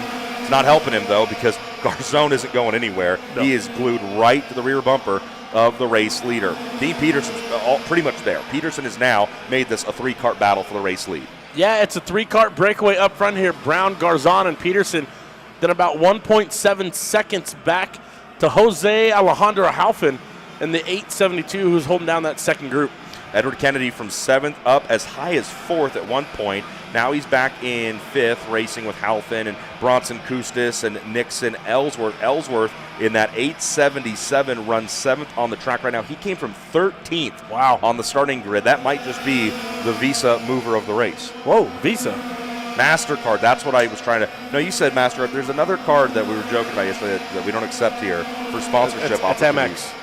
I'm trying to think there's another one. No, I never accept MX. There we go. Battle for the lead. Garzon accepts the attempt right there on Turner Brown. He's going to go around and take the top spot. Is he able to bring Peterson with him? No. Peterson stays right back there in 3rd. But he's licking his fingers going, this is good stuff. Keep doing it right up front. More. Keep going. God. You like those sound effects? No. Yeah. No. Meanwhile, the VIP tent just took all the Cheetos and threw them away. Afraid that Tony's going to come by. VIP tent's looking for earmuffs, probably. Oh, my goodness. 1 minute remaining on the clock here as the drivers hit the stripe. That means they will make it by one more time. Yes. So this is about 3 3/4-ish laps to go. ROK Cup USA math, baby. We're going to work you through the clock counting down and then how many laps after that. Sebastian Garzon out in front, Turner Brown in 2nd. Dean Peterson has done a very, very good job at catching up to these top 2, and he's not getting overly anxious. He knows he's got a cart underneath him. He knows he's got tires underneath him, and he's waiting. He's very patient right now. I'm impressed by Peterson's ability to not really overdrive, not get over his head here and try to fight for the lead because he hasn't even seen the clock expire yet. Yeah, Peterson's just cruising, man. Nice Saturday afternoon or Saturday morning drive, rather, here. Yeah, and, Saturday morning still till we get to that lunch break. Halfway through our morning classes. and you can just barely see them. When they're coming right at you like a shot like that, the front three are all so close, it's hard to distinguish how many are in that line. They're tightened up so much. I want to give a shout-out to the chat here, Business Class Adventures. Yeah, I'm aware they don't have a buffet anymore here at the Rio, but I appreciate you ruining the fun for everybody. Business Class Adventures. Jiminy Christmas. Have a little bit of enjoyment in your life. You know where you go if you're super positive and happy? The YouTube chat. That's where YouTube comments and the YouTube chat are where the happiest people go. I'm so glad you live behind your keyboard. Meanwhile, 3 laps to go, 2 to go, though, as they come off turn number 12 here. Here we go. Now this is when everybody sees the flags. They know this is coming down to the end of it here. Dean Peterson, we've talked about his patience, his ability to sit and watch and wait for an opportunity to come to him. But now he knows there's not going to be a lot of laps left for an opportunity to come to him. He's going to have to make a move here before too long. Turner Brown has had tons of pace, lots of speed. Garzone, though, is the driver they're all chasing, coming to a white flag. You know, gap out the back, 3.5 now to 4th place. I don't see that one. I'm just going to say it. They're not going to catch the leaders unless there's heavy contact. Chris, what did we say yesterday? Unless there's heavy contact, not going to happen. But here comes the first defensive move from Garzon. Brown going to try the crossover in 10. Trying to hold on outside 11. Nothing there. Haven't seen that one stick yet. White flag in the air, and they're 2x2 down the front stretch. Yeah, now what does Dean Peterson do? He's watching these two battle. 2 trailer park girls go around the outside in turn number 1. What a beautiful move. You're not even going to give me credit for that? Come on. No, you took it from me yesterday. I took it from you today. Turner Brown shows the way here with less than 1 lap to go, and he is defensive. Here comes Peterson. Peterson up to second around Garzone. They come into the infield for the final time. Turner Brown showing the way. Dean Peterson close, but not close enough to make anything stick there. Peterson now back on the defensive line through turn number 9. That's going to allow Garzon to get drivers right on the right rears ahead into 10. Slide job coming. Garzon to P2. Yeah, Garzon got on the brakes nice and late right there in turn number 10. It slowed the two of them down, which means as the checkered flags wave, heat race number 3 in RPG VLR Junior goes to Turner Brown. Garzon ends up second. Dean Peterson drove a very smart race to third. Halfin ends up in 4th after starting this race on the inside of the front row. Kennedy goes from 7th to 5th. And the rest of the top 10 sees Bronson Custis, Nixon Ellsworth, David Ybarra, Juan Paramo, and Peyton Anderson. As that will do it for heat racing in VLR Junior. They will begin to count the points. The top 30 in heat race points will go to the pre-final later on this afternoon. 31st and higher, well, they'll have to race in the LCQ, the last chance qualifier, and you must finish in the top 10 in that race if you want to be a part of the main event, the final race tomorrow here at ROK Vegas. Whew. How's YouTube, Chris? You know, I'm just going to stop looking. In fact, I might ask admin just turn the chat off. I'll tell you this, that was the looking at comments, I learned that in 2021. You stopped doing that. You stopped doing that pretty early in the day if you know what's good for you. ROK Mini set to come out next.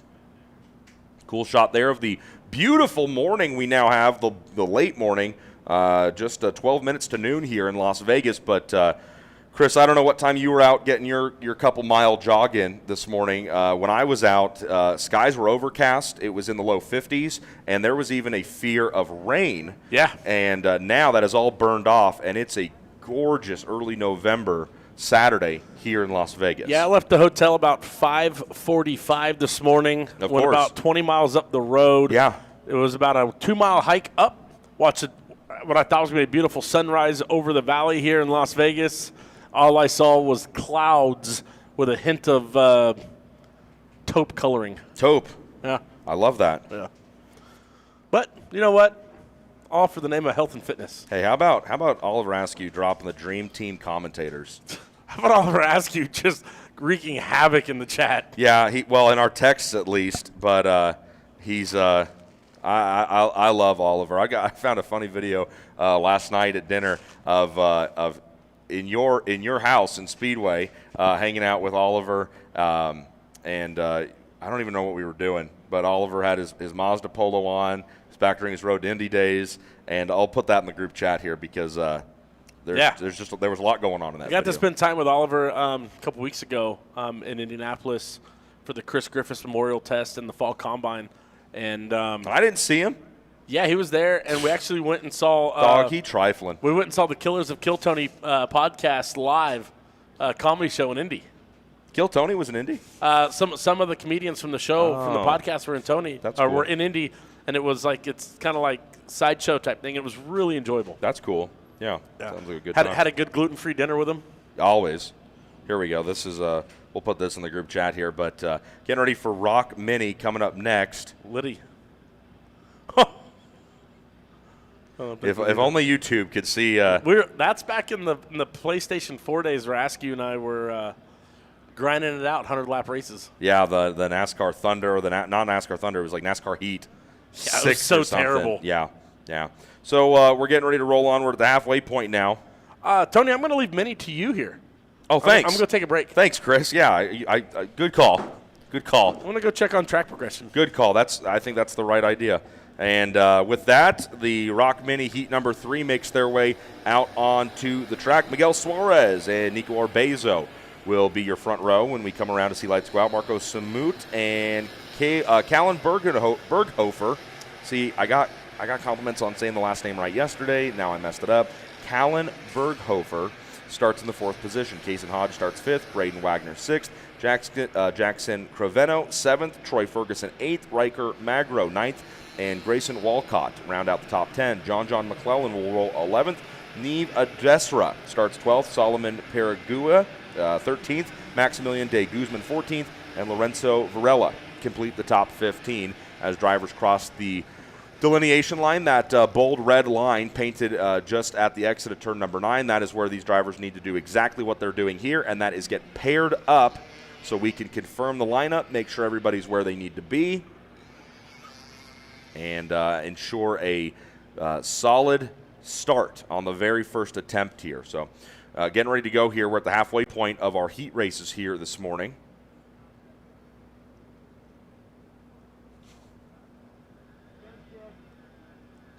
And Miguel Suarez and Orbezo bring him out of turn number 10. You can see Chris Wheeler making his way down to the track there as he's going to check on progression of the racetrack.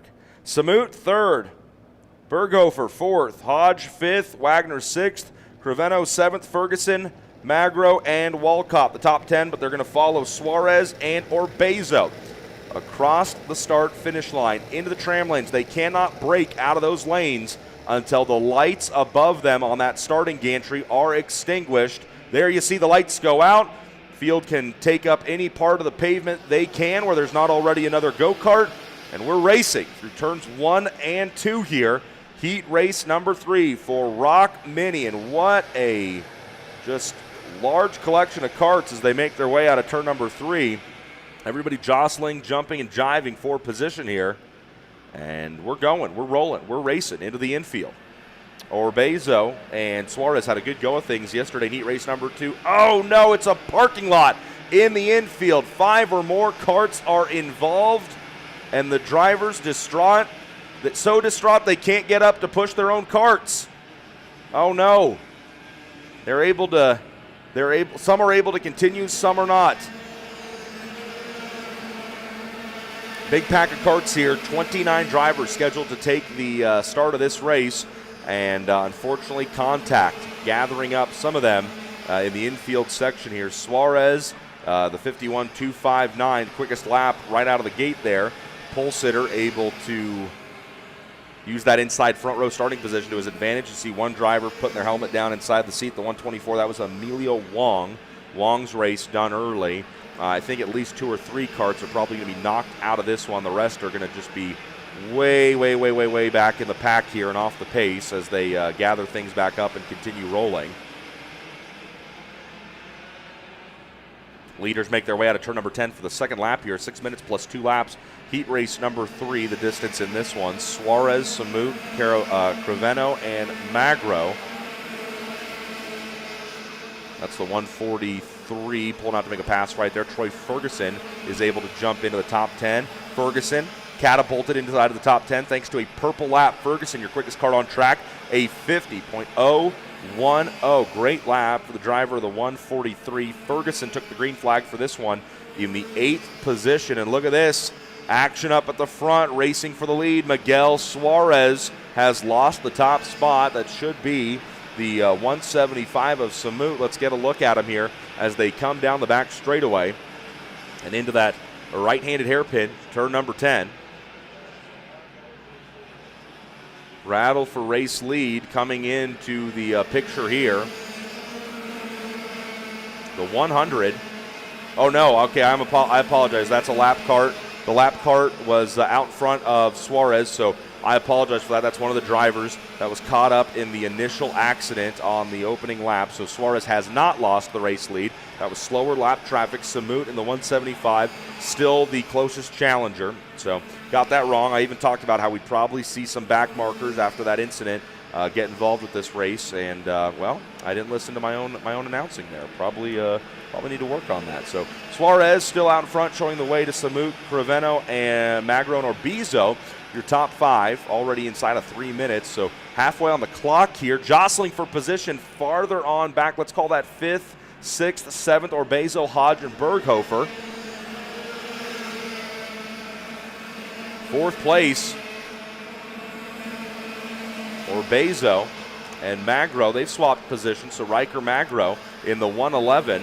They're that second pack right here behind the leaders. There they go. Good look at them.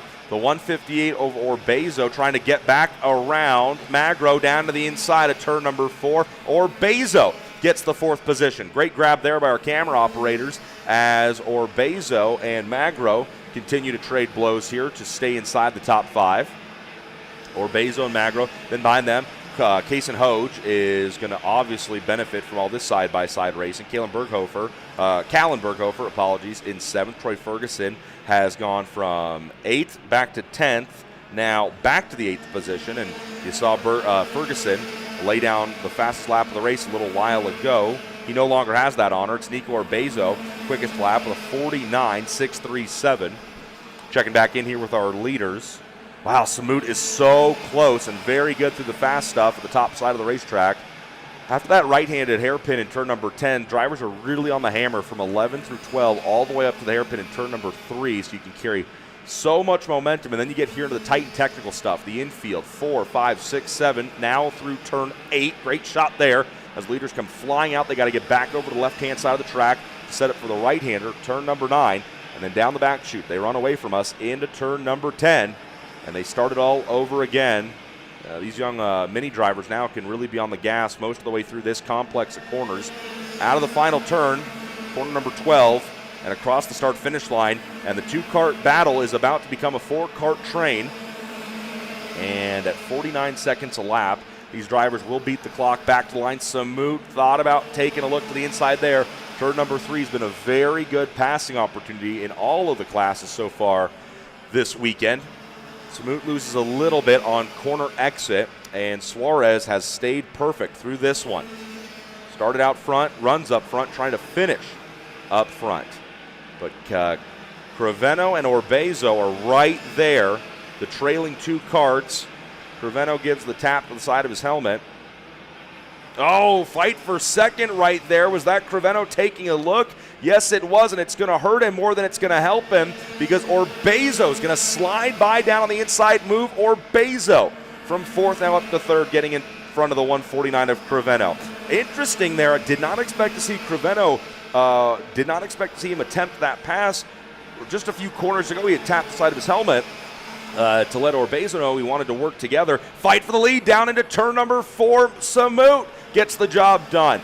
But Suarez is going to stay patient. Looked like he might have a run back to the inside. He does not. And this has now turned the 2-cart packs, the pair of tandems, now into a 4, nearly 5-cart train as they're going to come down to see the sticks. 2 laps to go. The 158 of Orbizo benefited off Criveno, attempting a pass right down there in turn number 10.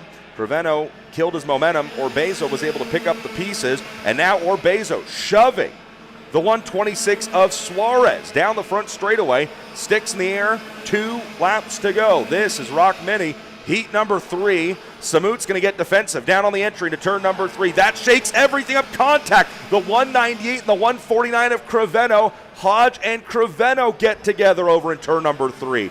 Their fight for the race win is now over. That makes things slow down a little bit up front. Orbezo now in the 158, strikes while the iron's hot. Orbezo to the race lead. Started this race in second, dropped back around the 5th or 6th spot, and now shows the rest of the field. The 158 on his back bumper as they'll come around to see the white flag. 1 lap to go. Orbezo letting this race come right back to him. Samut in second after leading in the middle portion of the race. Samut pops out. Orbezo has him covered. Pole sitter Suarez in third with Riker Magro in fourth. The top two dive down to the inside lane for corner entry into 3. That hurts the 175's momentum. Now it's going to be Suarez trying to cross him over. He gets second, tries to keep the momentum wound up around the top side. Moves Suarez now behind his Cosmic teammate into the second position. The white flag has been shown. This is the final lap. Orbezo's trying to keep a whole bunch of energy behind him. Samut, Suarez, Magro, and Ferguson all trying to get racy here coming into the final really prime passing opportunity. Turn number 10, not much change, at least not in the front 4 through 11. And out of 12, the checkers are going to wave here. ROK Mini, heat race number 3 goes to a patient. Nico Orbezo, he scores the victory. Suarez in second. Samut ends up in third. And Magro finishes in fourth after seeing the lights go out in the 9th position. Great run for the 111 of Riker Magro. Troy Ferguson started 8th, fell back to outside the top 10, ends up 5th. Berghofer 6th, Varela 7th, Wagner, McClellan, and Paxton Romero complete the top 10. Wow, Paxton Romero goes from 20th to 10th aboard the 155. We've just got some movers and shakers here in ROK Mini heat race number 3. Going to have a little bit of a cleanup, I do believe, so we might step aside and check in with some of our partners here. ROK GP Pro Vegas heat race number 3 is going to be on track here in just a few moments.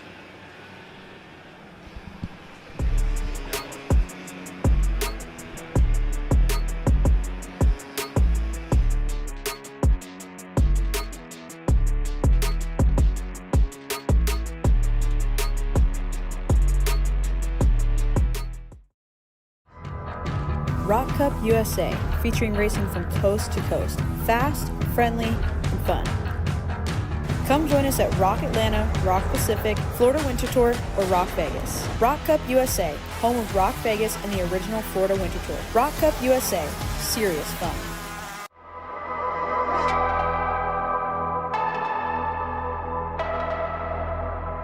Got grip? Let her rip. Putting the rubber to the road. Levanto.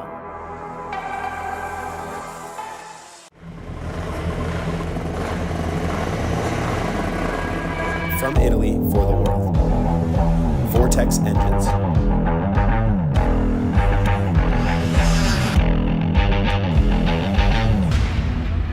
Powering ROK Cup champions worldwide.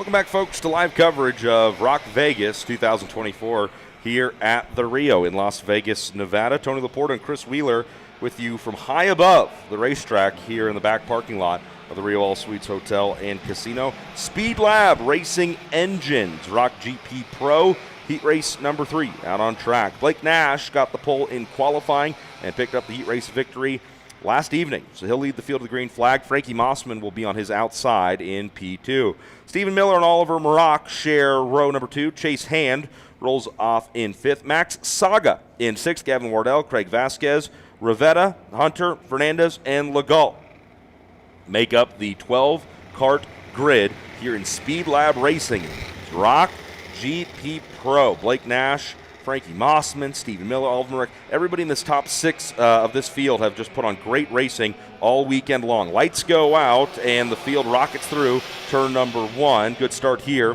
for the Nash Motorsports driver, Blake Nash. Behind him, Frankie Mossman trying to keep another pair of Nash racers behind him for 3rd and 4th. Another start here underway. Speed Lab Racing Engines, ROK GP Pro, and here we go. Let's see what Mossman can have here, or if he has anything, for Blake Nash in the 314. Mossman getting very aggressive off the initial start here, Chris. But he's got to be careful because right behind him, that's the 377 from Nash Motorsports. Stephen Miller in 3rd, trying to crack the top 2. Well, I'm sorry for missing that last one, Tony. I had to go explore the lunch preview at the buffet. All right. How's it looking? Great. Good. Great. Mossman yesterday, speaking to him, he said one of the things he learned through the first few heat races was being aggressive on cold tires. He really said he needed to kind of push a little bit harder early just to put himself in a better position. But as we saw in his heat races later in the day, he also needs to avoid making silly little mistakes.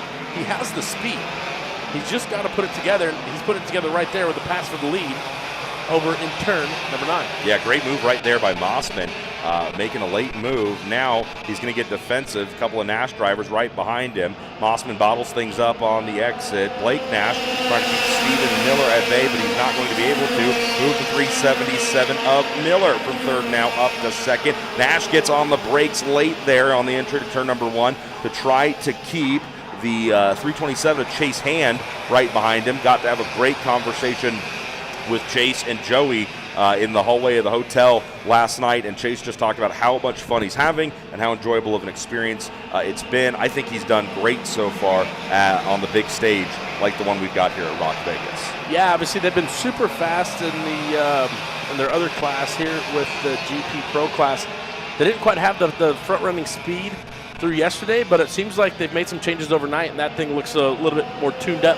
Yeah, I think Joey was talking about the VLR option kind of came together a little last second. I think it was this one that came together last second, yeah. Okay, so I just remember him saying one of the categories came together, kind of a last-minute deal, and so they've sort of been kind of chasing the setup, chasing what they want as far as feel and drivability for Chase. But clearly it's working, and you talked about it a lot yesterday, Chris, when it comes to driver development and just developing a race weekend.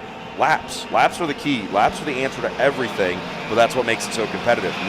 There's not an unlimited amount of laps. Absolutely. You only get so many opportunities to get your kart right, to get your drive right. Yeah. Speaking of getting it right, Mossman out in front here. 4/10 of a second last time by the stripe, but he also went purple last lap. He went a tenth faster than the field on a 44.637. Can he back it up here?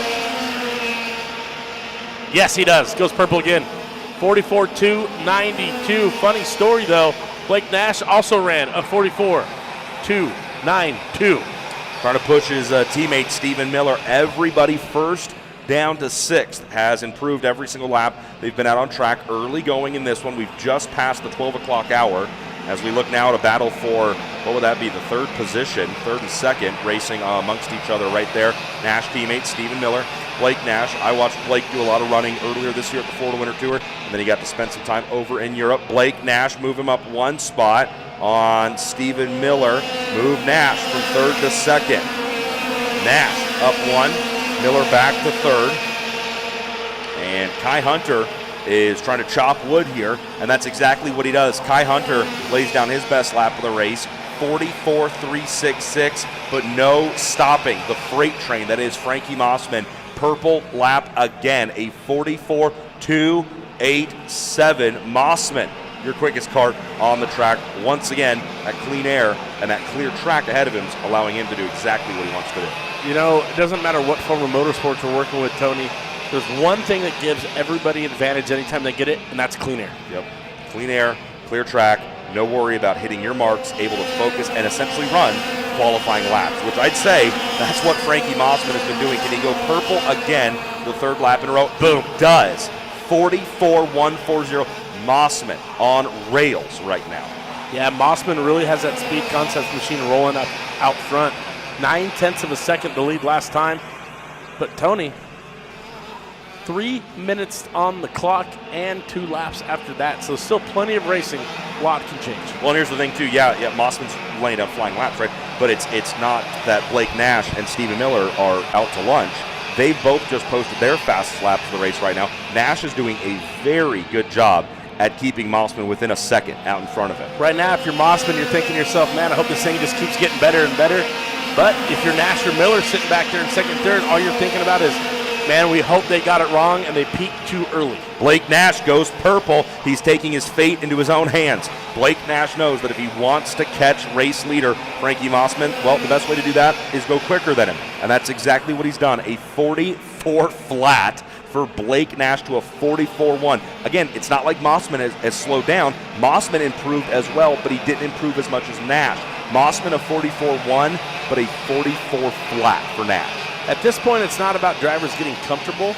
It's about who has these things tuned up for what part of the race. Yeah. Tire pressures come in at different times, all about what you set your cold pressures at. You want your optimal hot pressures to be a certain point in the race. You set your chassis to that. Gearing, so much goes in to setting up one of these carts. People who might come to one of these races or watch live online, they might think it's pretty simple. 4 wheels, driver in the middle of it, and a steering wheel. That couldn't be farther from the truth. These are complex and highly adjustable racing machines. You know, it's funny, I talk about it all the time at work when we're at an IndyCar event, which is, you know, we put our cars on a setup pad and we still use fishing line. Oh yeah, for the No, homie, we put lasers on go-karts. Yeah.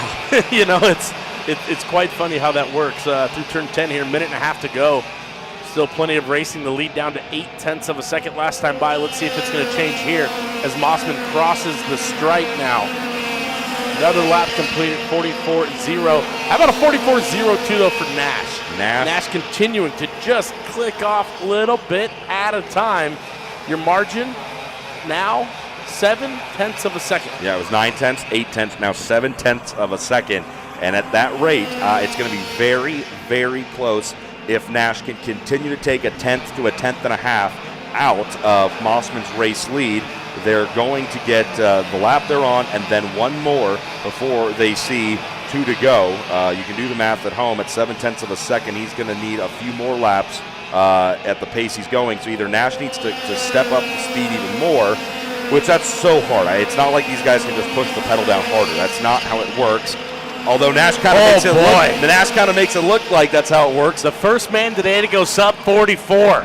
A 43.977 and another purple lap for the 3:14 of Blake Nash. But it's not enough, as Mossman also laid a very fast lap down. Mossman was a 44 flat. Nash beats him down into the 43s, but the lead only shrinks barely. It's still over 0.7 of a second for Mossman back to Nash.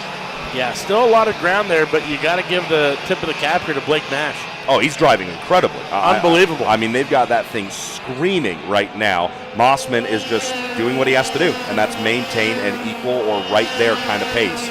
2 to go at the line. 0.7 of a second grows now to 0.9 of a second.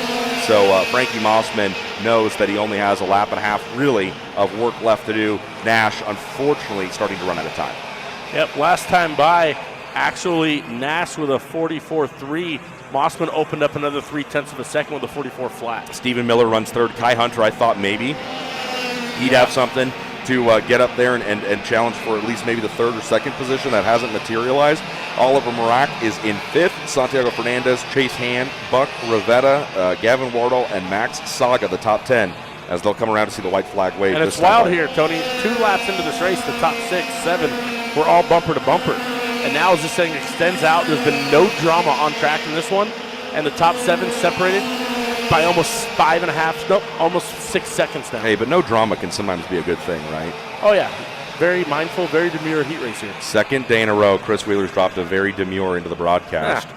And I think I'll be asking Mike Burrell for a refund for my ticket this weekend because I didn't come here to hear no French, all right? I don't know what demure means. Get on TikTok, bud. Try to learn everything. No, I'm not on TikTok. I'm over 30 years old. I'm sorry about that. Are you finally? Yeah, I am. Wow. Yeah, I am. You know who's not over 30? I have no Frankie Mossman, and he's about to win this thing off turn number 10, the left-hander at 11, the right-hander at 12. Frankie Mossman, the number 301, takes ROK GP Pro heat race number 3. Are you trying to make a highlight reel or something here? I think you're going to be the voice of the video for Mossman this weekend. Nah. Chris Wheeler knows where his bread is buttered. Mossman scores the win. At the buffet, homie. Yeah, the buffet that doesn't exist anymore. You fool. You absolute fool. Stop tripping, G. Frank Mossman scores the victory in Speed Lab Racing Engines GP Pro Heat Race number 3. Blake Nash comes home in second, Stephen Miller in third, and Kai Hunter with Oliver Rock round out the top 5. Fernandez, Hand, Rivetta, Wardell, and Saga were your top 10. Next time we see them on track, it'll be for their final heat race of the weekend. How about another shout-out to a viewer here? A friend to everybody, hanging out down in South Florida this weekend, most likely, enjoying his beautiful family, Oz Negri. Oh, awesome. What a true legend, man. Yeah, Oz Negri, that's great. I was asked, I did an interview a couple weeks ago for a podcast, and they asked me one of my highlights of my racing career so far, being involved in motorsports, and it was 2012, winning overall at the Daytona 24 Hours. With Oz and John Pugh, A.J. Allmendinger, and late Justin Wilson. That's going to be a tough one to beat. That's an awesome honor. And, just proof that, you've got an eclectic career, to say the least, in the motorsports world. Yeah, I'm thinking that maybe it's time to go back to working on go-karts. Why is that? No idea. I just think it looks fun. Oh, it's so much fun. I've gotten to do a lot of karting this year with ROK Cup, and I've enjoyed it. I think Mike Burrell and his staff do an awesome job, and these are fun and competitive races. That's the biggest thing, right? If you're going to be involved in any kind of sport, you want it to be competitive, right? That's the point. That's why you do it. And ROK Cup racing this year has just been ultra competitive. Yeah, it's pretty awesome, man. And that's been the fun part of coming out here. So 1 minute, less than 1 minute now to go. Look at Greg Bell down there. He's got the shades on. He's a killer. He's getting ready to fire off his driver, Danny Formal. When Greg Bell gets down to that three-point stance, you don't want to be on the other side of it. Bro, freight train's coming through. Daniel Vasile and Kyle Wick will bring the field out as the front row. Mateus Morgado and Hunter Pickett share row number 2. Remo Rochetti and Danny Formal make up row number 3. Gulick, Boer, Avancino, and Valiente are your top 10. Ayrton Littell will roll 11th. Jared Raman Ryan 12th. Evan Concepcion 13th. Gagnon, Baxley, Heck, and Saraceno, the top 15. It's going to be a good one. Felt like I was in Inception there for a moment. Yeah, pretty locked in here, Tony. Oh, always. Full eyes, clear heart, something like that. That's clear eyes, full heart. Can't lose. My eyes are full. No, My eyes are full of anticipation. It's your stomach that's full. No, it is not full because I'll be beating you out of this tower for the all-you-can-eat Rio buffet a little bit later on. It's not a real buffet anymore. Yeah. As he types in one big cap, one lowercase, one big cap, one lowercase. I think that means it's a bot. Is that what it means? I think that means it's AI. We got AI. We got AI on track. All intense racing. Oh! You like that? Look at this guy. All intense racing. That's the AI I want. So, do you Google dad jokes, or did it come naturally? I think they. I don't know. I'm more of an Ask Jeeves guy. Ask Jeeves. You remember Ask Jeeves? I do. Yeah, that's probably what you were using to look up test answers back in high school or something, right? We didn't have the internet. I was going to say, they probably didn't have the internet when you were a kid. No, we had the Encyclopedia Britannica. Yeah, ladies and gentlemen, Chris Wheeler, the oldest person on property. We literally, for reports, would have to go to the library, do research, and then cite our research. Bibliographies. Bro, literally, for this knowledge, I went to this book, chapter this, paragraph that. Cite your sources. It was unbelievable. Cite your sources, APA format. Ugh. You know what sources I'm going to cite right now?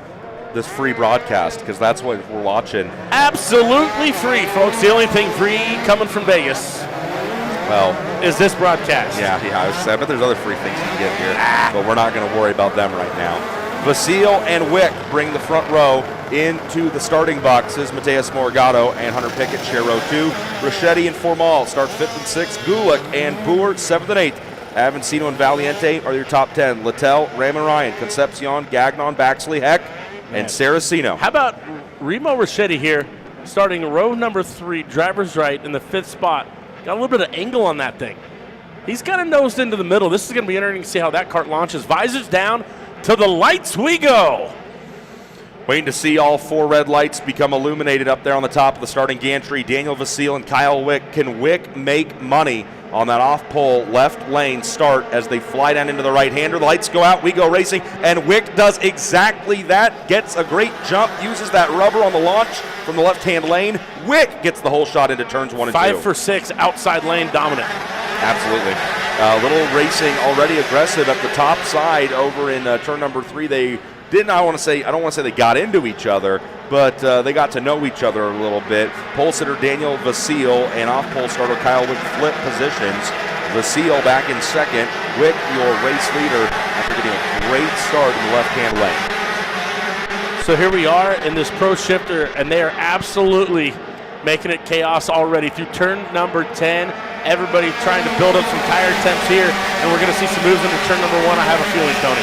Now let's see what everybody's got in store here as lap 1 comes to a close. This is the PSL Karting ROK Shifter Pro Heat Race number 3. Mateus Morgado in the PSL Burrell, the 452. So in your world, 62, in your world, would you call that he slid himself there in turn number 3? Yeah, I think so. Okay. Yeah, you're talking about who, Morgado? Yeah, I mean nobody plus 3 out the back and just throws it to the bottom. Yeah. Trying to compare your life here to your rally. Hey, it was your life at one time too. It was. Morgado was back there in the 3rd position, stays right there in P3 aboard the 462.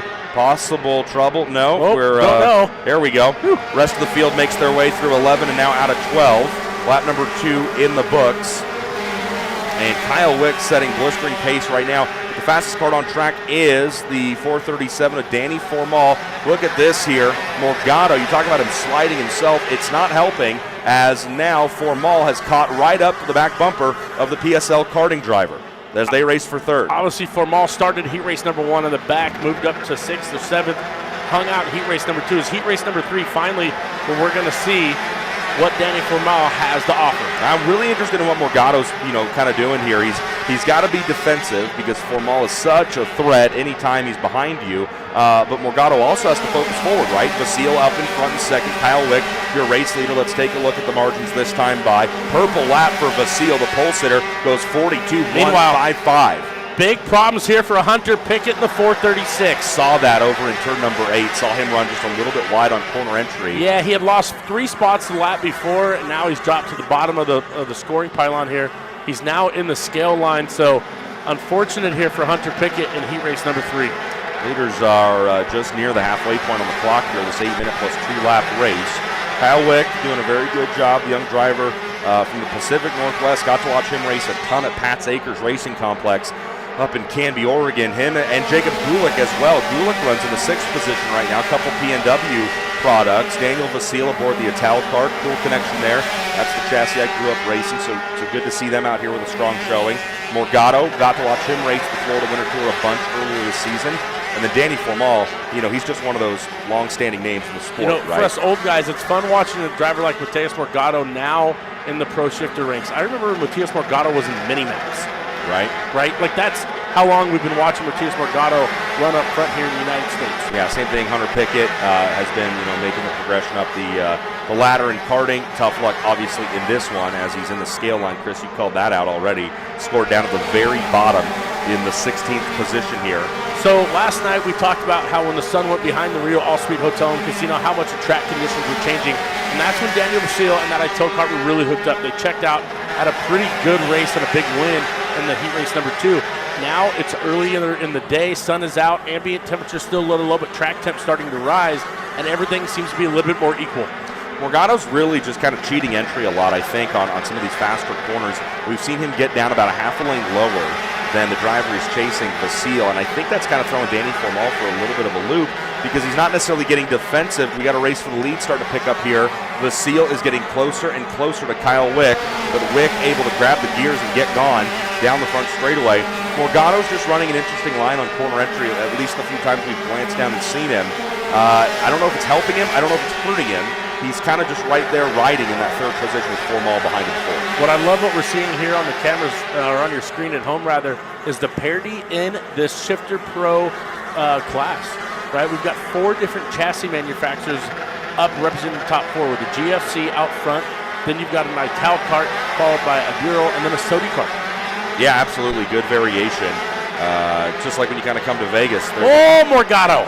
Morgado finally forces the issue down in turn number 10. It's going to pay off for him, but it breaks up this 4-pack race for the lead.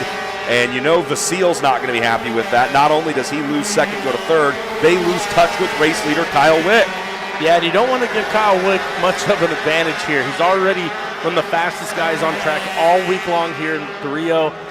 And I don't really see many mistakes out of him usually, and I don't think he's going to make any that's going to allow this group to get back to him. Now, Kyle Wick, you talked about getting to watch Morgado grow up in the sport. Kind of the same thing for me with Kyle Wick with the couple of years I spent up in Oregon, and Kyle and his brother both spent a lot of time racing in those mini and junior categories. And now to see Kyle up here setting the pace in Shifter Pro at the biggest race of the year for this category, ROK Vegas. Really, really cool to see a kid like that find the legs, find the speed underneath it. Yep, so 4.490 was the margin last time. That's just about half a second advantage for Kyle Wick. However, Ricchetti has gone purple. Remo Ricchetti, quickest card on track right now, 41.816. And just for reference, your leader, Kyle Wick, went a 41.897 last time by. So Ricchetti finding some speed late in the going here of the PSL karting ROK Shifter Pro Heat 3. And it seems like a battle here for Maul. Just got a slide job there from Remo. Cross back over in turn number 10. We'll have to wait and see until the drivers come back down the front straightaway. Man, the tight technical stuff seems to be where Morgado and Vasil are able to eat up a ton of lead on Kyle Wick. When he comes out of 10, starts grabbing gears, Wick can get away from him here. And Morgado, am I crazy, or is he just kind of coming in a little bit early on corner entry? Yeah, he's running kind of the perfect line. I feel like maybe he knows that he's a top 3, top 4 kart, but he just doesn't have the outright pace to go run up front and challenge for the lead. So he's doing everything he can to make it as difficult as possible for anybody behind him. Let's see what they can do here out of turn number 9. Last lap out of 10, we saw Morgado and Vasil right there on the back of Wick. They're able to close up on him on braking, which, you got 2 veterans of the category, Morgado and Vasil now. Kyle Wick, maybe he is not as deadly aggressive on the brakes as some of these other guys are, but he's got the speed. That chassis is hooked up and rolling right now, and that's where you see him pull away through 1 and 2 and 3. Well, it's just an opinion of kind of how you want to attack it, Tony. Do you want to send it in on the brakes and maybe jeopardize your exit shot a little bit, or because you have a half-second margin now, you just kind of back up your entry just a little bit, get it rotated, and drive off a little bit more aggressive, a little bit more straight, and now you get that exit shot, which carries your momentum all the way down to the other end. Well, a line I always heard growing up in the sport was slow in, fast out, right? Yeah. And you think, oh, yeah, just jam on the brakes, get in there late. That's slow in, right? No, it's not. Slow in means starting your corner entry way farther back and being able to get fast really through the middle to the exit of the corner. Meanwhile, Morgado goes purple here. 41.746 to your leaders, 41.993, and the gap now down to 3.5 tenths of a second. Oh, Wick! Here we go. Wick did not get out of 3 very cleanly there, and that opens the door for Vasil. Vasil almost looked like he got, he did 2 for the price of 1. Vasil now back up in the front. Meanwhile, Morgado had a great run on Wick there, tried to go outside into turn numbers 4 and 5, and it did not work out. So I don't know if Wick possibly missed a shift or he just ran a little bit wide on the exit there of, what would that have been, probably turn number 4. Turn number 3, the hairpin, and that's what's caused the shake-up here. 2 to go at the line. Shaggy shows him the sticks. Vasil out in front now. Kyle Wick in second, but Morgado still has claim to title of fastest kart on the track. Problem is, what's he going to do with it? How about something out of the inside of 5? Not there, not yet. What this has done, as we've seen all weekend long, the 437 of Formal, Remo Ricchetti in the 492 now have closed up. 4th and 5th are just a part of this battle as anybody else. Here we go, down the backstretch. One more time, they'll see the white flag when they get there. We are not racing. The checker, that little box on the top helps you keep tuned in. Good job, Tony. And keep track of everything here. Numbers are hard, buddy. So now they'll see the white flag wave. Vasil, Wick, Morgado. How do they sort this one out here? One trip around this 3/4 mile. 12 turn layout. Morgado down to the inside at 3. He goes pod to pod with the 409 a wick. Morgado back to the second position. Here comes Danny Formal now licking his chops. Does he have anything? No, he just really doesn't. He cannot get the drive up off the corner that these other drivers are getting. Good stuff here. Mateus Morgado is now as high on the running order as he has been all day. Started this race in third, has been second once before. He's second now as they unwind the steering wheel, make the run from 10 down through 11 and out at 12. A banger of a race here in PSL Karting Rock Shifter Pro. The checkers wave, and heat number 3 goes the Ital Kart driver, Daniel Vasile. Morgado ends up second, Kyle Wick third, Formal and Rachetti are your top 5. Bingo bango. They're just rolling here. The hits keep on coming. In the words of Tony Laporta, boom goes the dynamite. Oh, more food delivery. for Chris Wheeler. Let's point that out. More food delivery for Chris Wheeler. I think, yes, we are still on the air.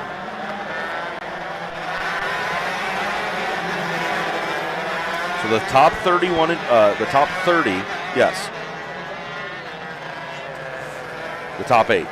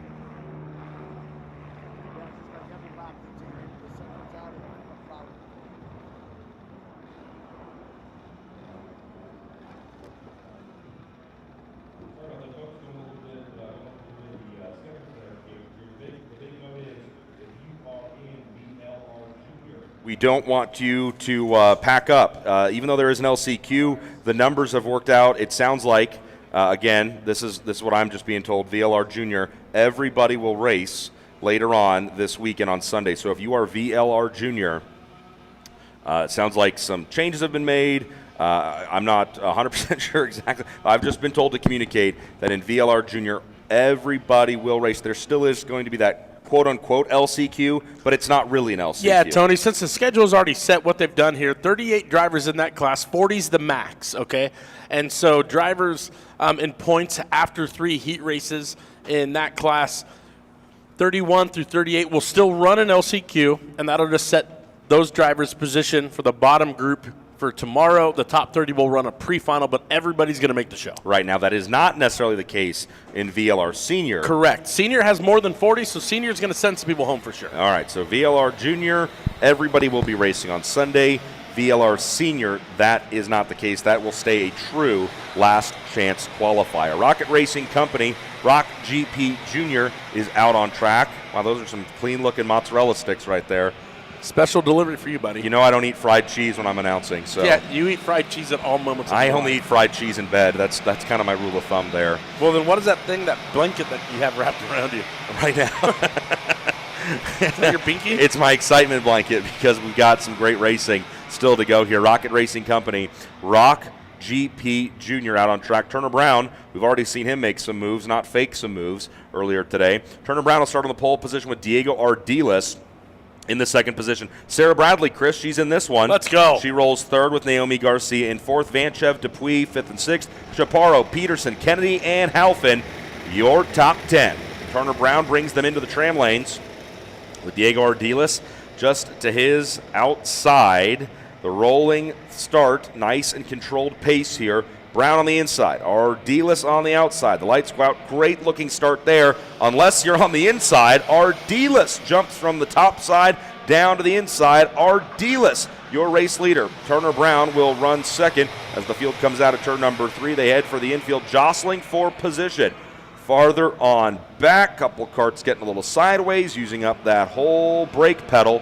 But everybody is rolling here in lap number 1. Rocket Racing Company, GP Junior, underway. So drivers work off turn number 9 for the first time here in this heat race. Heat number 3 on the weekend. Some moves here. That was a big move for second. Not going to matter because I believe Brown's going to be able to hold him off. So here they come around to complete the opening circuit. Great start for Diego Ardiles. And I just wasn't sure if that was a case of Turner Brown bogging down a little bit, not getting the throttle response that he was hoping. Whatever the issue was, the outside line ends up getting the jump there. Brown slots down into second. Sarah Bradley started third. She runs third. And it's Garcia and Vanchev, your top 5. Most notably, these front runners have done a very good job of sticking close to each other. Look at Sarah Bradley right there behind pole sitter Turner Brown. She's right there trying to crack the top 2. Bradley takes a quick look over her shoulder, sees the 219 of Garcia. Bradley close enough to strike here at any moment. So as drivers work for the second time now, left-hander at 11, right-hander at 12. To the front straightaway we go. We go to the timing board. We're going to start to see some times drop. Who's going to go purple? Check it. The 201. Alexander Vanchev. Look at this right here. About it. Sarah Bradley makes the move from third to second right there in turn number 3. Move Sarah Bradley from third, now up to P2. Diego Ardiles, though, he's loving all this racing right behind him. Absolutely. Last time by it was 2.5 tenths of a second lead for Ardiles, your leader overall. Let's see if that's going to change now. Brown's going to throw another one back here at Bradley, and it's going to stick. So good patience there by Turner Brown to not get too crazy with the racing for second position. Sarah Bradley and him going back and forth here. Brown's going to come out on the top spot in the battle for second, that is, at the end of this lap. Brown holds the position. Sarah Bradley now a little bit farther back, and Vanchev has found his way around the 219 and Naomi Garcia. Move Vanchev up to the 4th spot. Yeah, you've got about a 6-7 cart length advantage first to second. Now Vanchev goes to third. That's a couple laps in a row now. Vanchev has made that move in turn number 3. Tries to hold Naomi Garcia, or tries to bring Naomi Garcia along with him. For the 241 of Nathan Dupuis right in the middle of all this as well. Whoop. Wow. Little snug there in the left-hander at 8. Everybody plays nice. Pretty impressive. I mean, these tracks just get so tight, and the barriers can just jump out at you when you're racing 2 and 3 wide down these straightaways. They get the corners get very, very narrow. At least it feels like they get very, very narrow when you get on the brakes and go down in to the corners that make up this ROK Vegas layout. Purple lap time there for Turner Brown, the driver in second position. Wants to get away from this mess behind him. As that, Dupuis trying to make something happen on Sarah Bradley. Dupuis working right there on the 258, and Dupuis is going to get the spot. The 272 of Halfin. Look at this mess right here. This should be 4th, 5th, 6th, 7th on back. And how they haven't had contact, this has been a lap straight of running like this all over each other, Chris. Yeah, it looks like a rat race here, trying to fight for 4th on backward. I mean, they're 2, 3 wide all over the racetrack. Nobody can get away from each other. 3 wide now to turn number 11. Something's going to give. Something's going to give, but it's not the clean racing. Great job by all these drivers right here. Dean Peterson gets up to 7th. Ricardo Saruth up to 9th. Chaparro 10th. So great action farther back in the pack right here. Big move right there. Is that the 274 or the 224? Might have been the 274. It was, in fact, the 274 of Saruth going from 9th, I think, up to the 8th position. So much position swapping going on right now. The 287 getting another spot. Chaparro. This is all for 8th, 9th, 10th. Great action a little bit farther back. Declan Dionorine in 11th. We've got an interview with him that we shot back before qualifying. Good conversation with Declan. Hopefully we'll be able to play that for you. Edward Kennedy, Corral, Elefante, and Cole Anderson, the top 15. But Diego Ardiles continues to reign dominant here as Turner Brown up in second. Yep. Turner Brown going purple, 44.833. And Ardiles knows that he has to stay on the loud pedal here if he wants to keep Brown behind him. Inside of halfway now on the clock here. PSL Karting Rock Shifter just getting done. Rocket Racing Company the sponsor here in ROK GP Junior. So as we're looking now at the start-finish line, we're trying to figure out what the gap is. It was 7/10 last time, 6/10 this time. Turner Brown continuing to chip away at that lead, trying to run down Diego Ardiles here. 2.5 minutes to go on the clock. Leaders through turn number 3 smoothly. But it's about a 1.4 second gap out the back of Turner Brown to Alexander Venchov, who's got, an almost 2-second advantage out the back to Naomi Garcia. So you could see those are able to get away from that big group of karts, and those who are not, as it's the top 4 or 5 are pretty spread out, and then it gets snug. Yeah, that close racing for what was it, 6th, 7th, 8th, 9th, and 10th outside the top 10. Now you've seen the results of that battling, and it's these front 4. They're already pretty spread out, but boy, they have a lot of room. Look at that. I mean, an entire... We have 4 karts on the front straightaway there. Yeah, at the same time, and then it's a ways back to 5th on down. Turner Brown rips off another really great lap, 44.790 to a 44.893. Turner Brown is not giving up. This race is not over in the Rocket Racing Company GP Junior category. Turner Brown can see Diego Ardiles, and he's trying to go up there and do more than see him. He's trying to go up there and pass him. Yeah, Turner Brown has turned it up here, has ran down Diego Ardiles.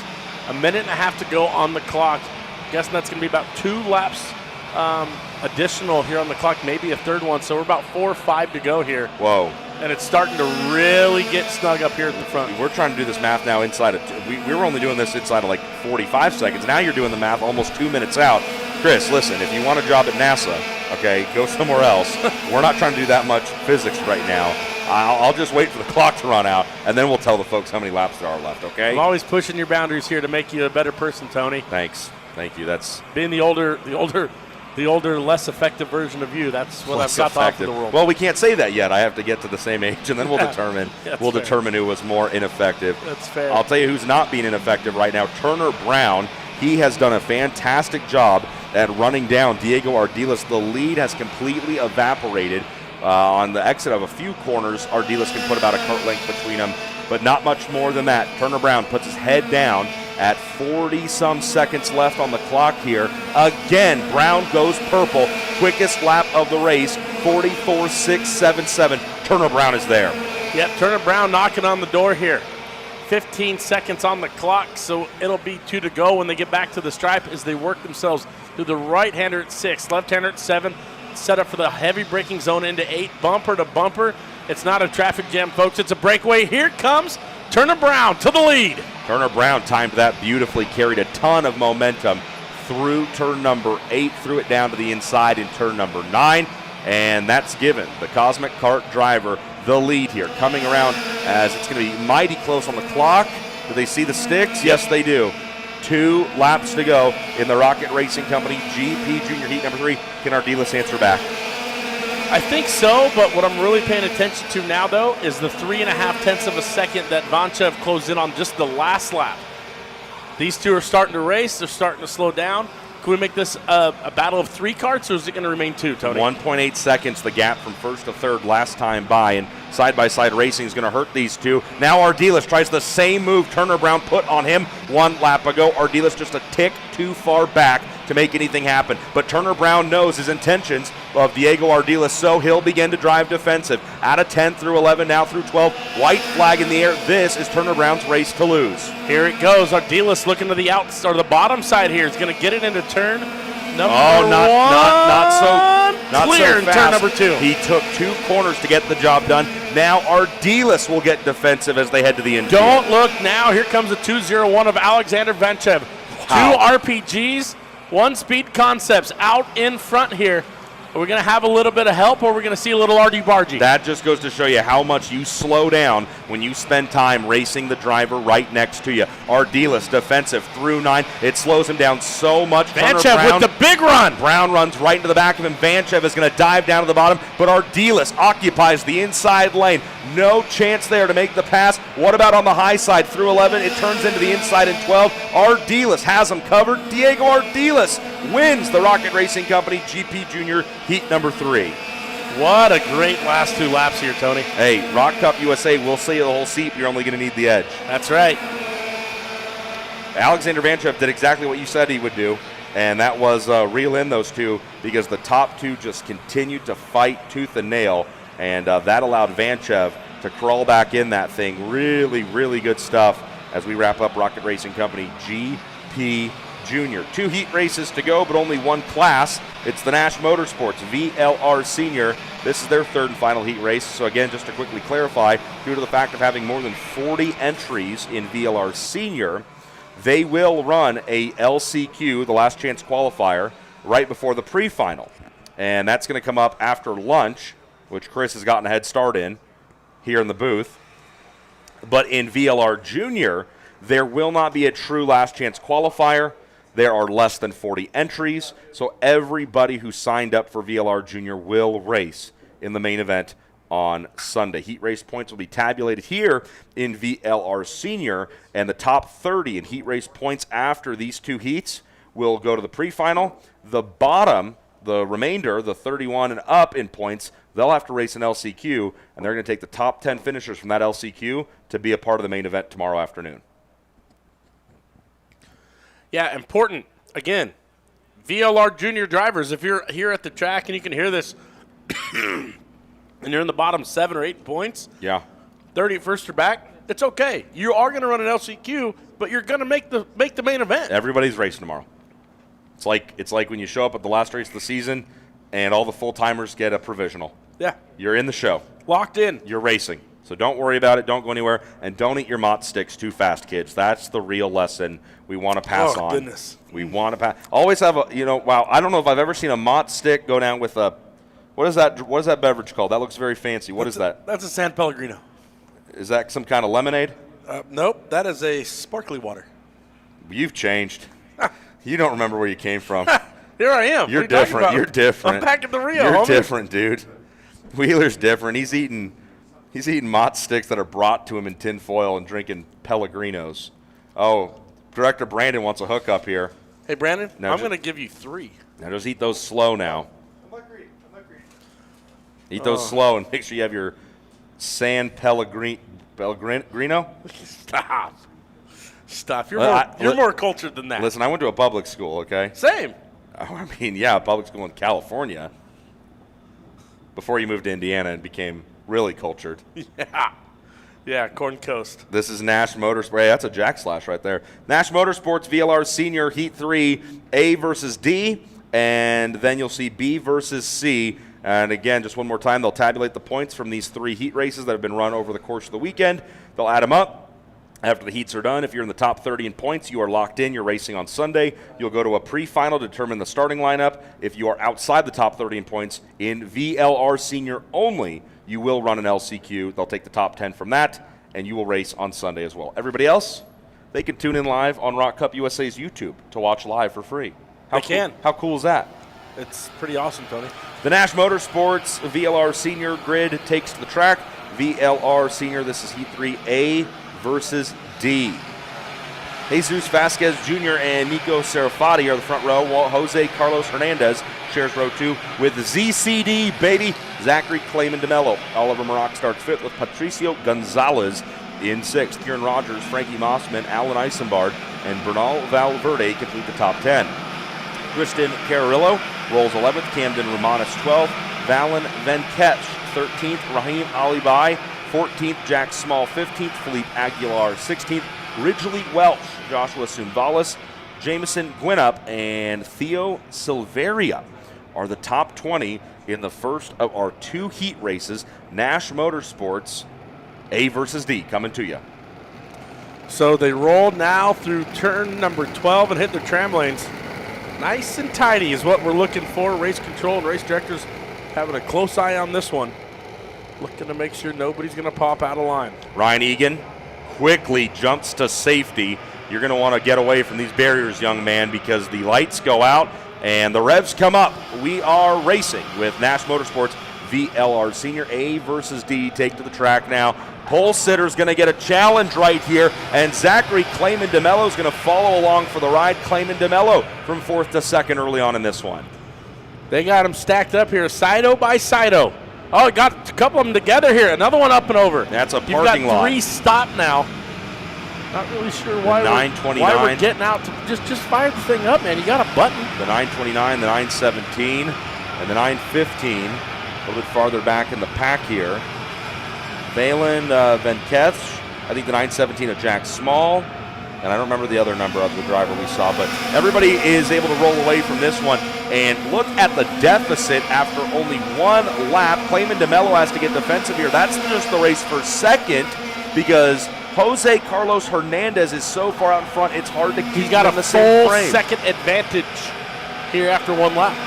So Clayman DeMello, Vasquez Jr., and Oliver Maroc, they are the pack you see dominate your screen, second, third, fourth, and fifth.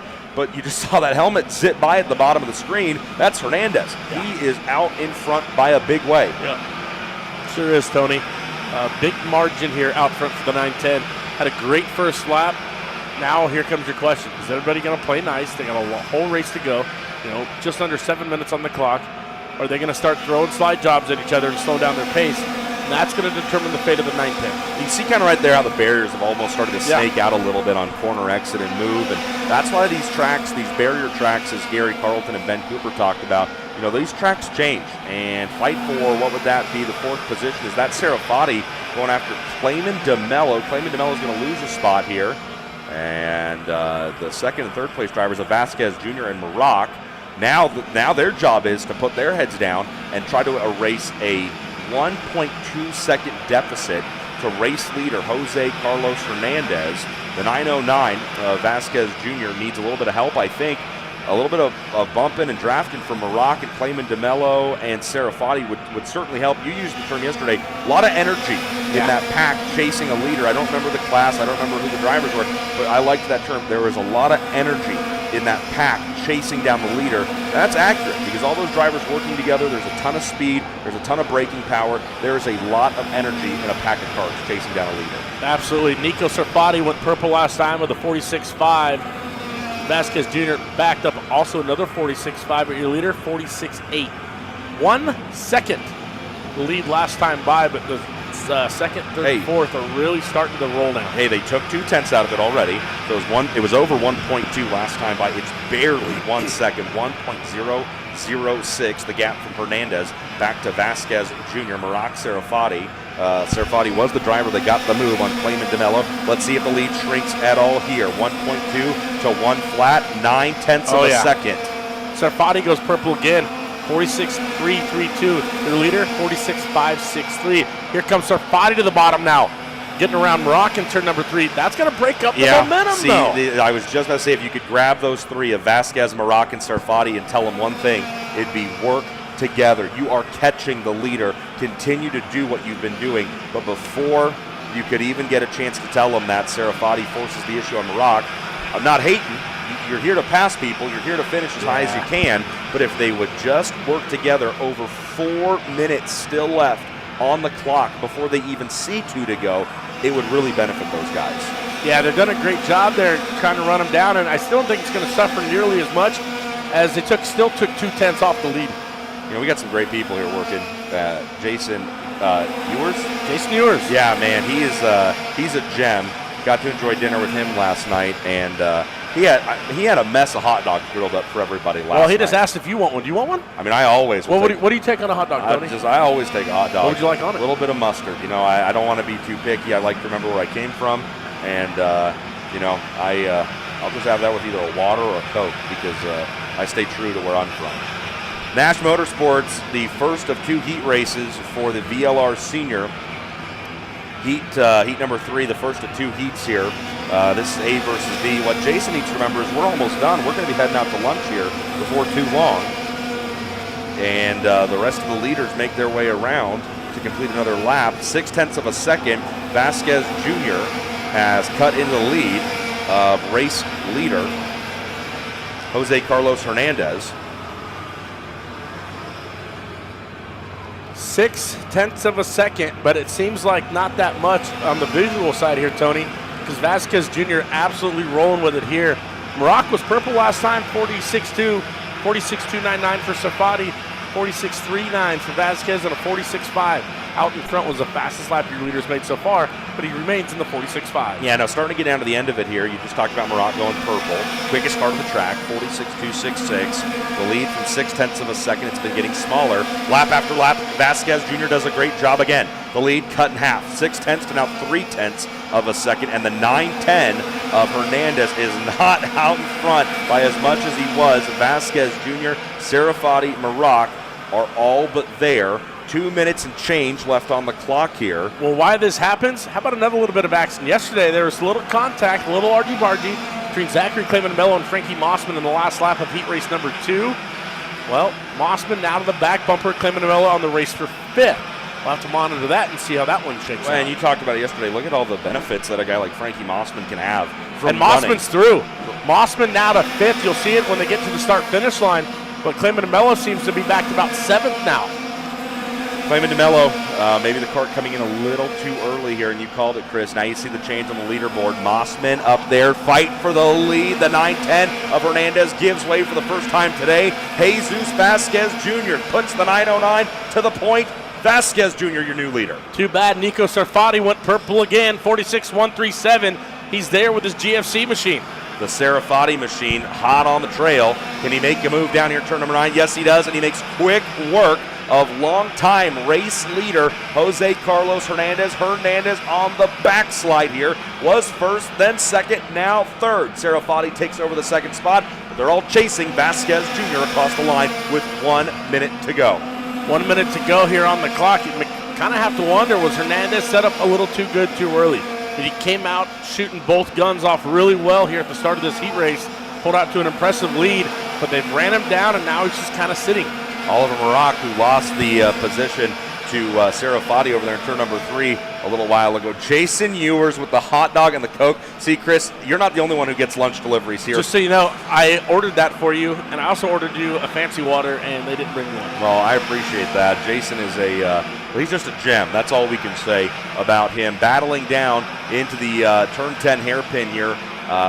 Going to be really close if we see the 2 to go this time by or not. With plus 15 seconds on the clock, I imagine they're going to give him this lap and then one more, and that's exactly the case. So we're working 3 laps left here in this one. Marak in 4th, Hernandez in 3rd, Serafati 2nd, and boy, you can't get much closer to the leader than Serafati is right now behind Vasquez Jr. Into the infield they go. Bumper-to-bumper traffic here for your top 4. The back lot of the Rio All Suite Hotel and Casino for heat race number 3 for ROK VLR Senior. A versus D. Vasquez Jr. continues to lead it. Sarfati's been the fastest one on track most of this race. Looks like Clayman DeMello has gotten back around Frankie Mossman for that 5th position. Ison Bard in 7th, Kieran Rogers 8th, Patricio Gonzalez 9th, and Felipe Aguilar the top 10. Sticks are being shown at the start-finish line now. 8 minutes have expired, 2 laps left in this one. Will we see any change in the final 2 rotations around this 7/10 of a mile, 3/4 of a mile? Check that, 0.75, 12-turn lap here at ROK Vegas. And Vasquez Jr., all he can do, Chris, really is just hit his marks and try his best to keep Serafati behind him. Well, don't look now, but Marak was able to get around Hernandez there for 3rd. Sights set now on those 2 GFC carts out front. Here they come, down the back straightaway. Everybody takes a look over their left-hand shoulder. And now Vasquez Jr. begins to get defensive. What a move. I think that was Marak on the inside. That was Hernandez on the inside of Marak. Okay, all right, so Hernandez getting around Marak. And that'll keep Hernandez in the 3rd position. White flag waves now. At turn number 3, the corner they're racing towards right now. Out of 2, this has been a great passing opportunity. The 9.10 of Hernandez not close enough, nor was the 9.30 of Serafati. Into the infield for the final time they go. Off of the left-hander at turn number 5, a little right-hand kink at 6. Left hand little set up through 7. Heavy braking into the left-hander at 8. For the final time here, an A versus D.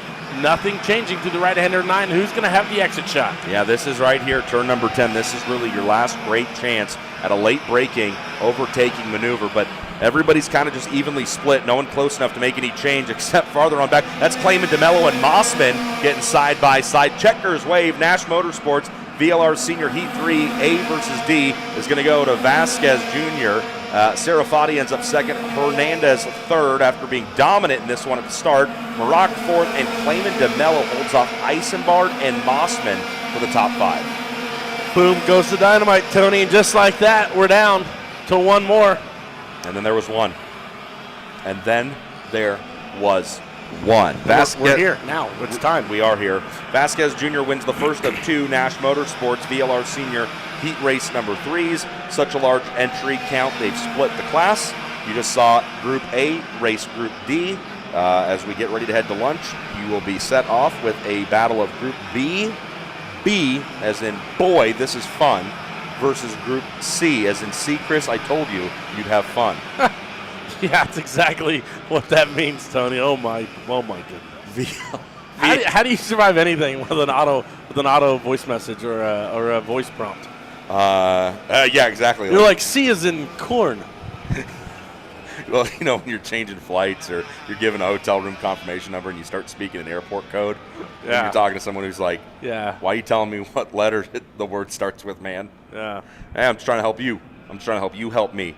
Nash Motorsports brings us our final heat race of the day, VLR Senior. This is Heat 3B versus C, and it's going to be Chase Hand going toe-to-toe with Josh Campbell in the 926. I think Joey Hand might have a bone to pick with you, Chris. What? We'll talk about it when we go to lunch. No, tell me now. No, we will talk about it when we go to lunch. Because I called him out for making his kids slow, or the fact I said his kid's faster than him? Listen, I will. Or because I told the world he's coming back competitively.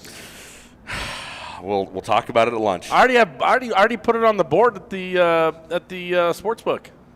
Oh, really? Yeah. Yeah, so you can bet on it now? Yeah, we got odds on it. Okay, well, hey, we're going to try to get Joey Hand out to some sprint car races when High Limit goes west. Joey Hand, 2025 ROK Vegas Masters champion.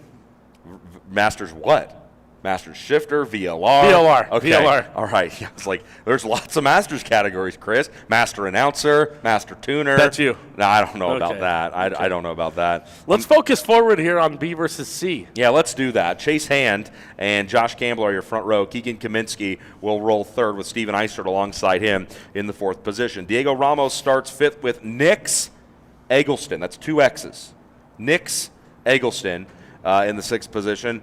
Alex Mercado rolls 7th with Taylor Minch in 8th. There's 2 I's in Minch. There is.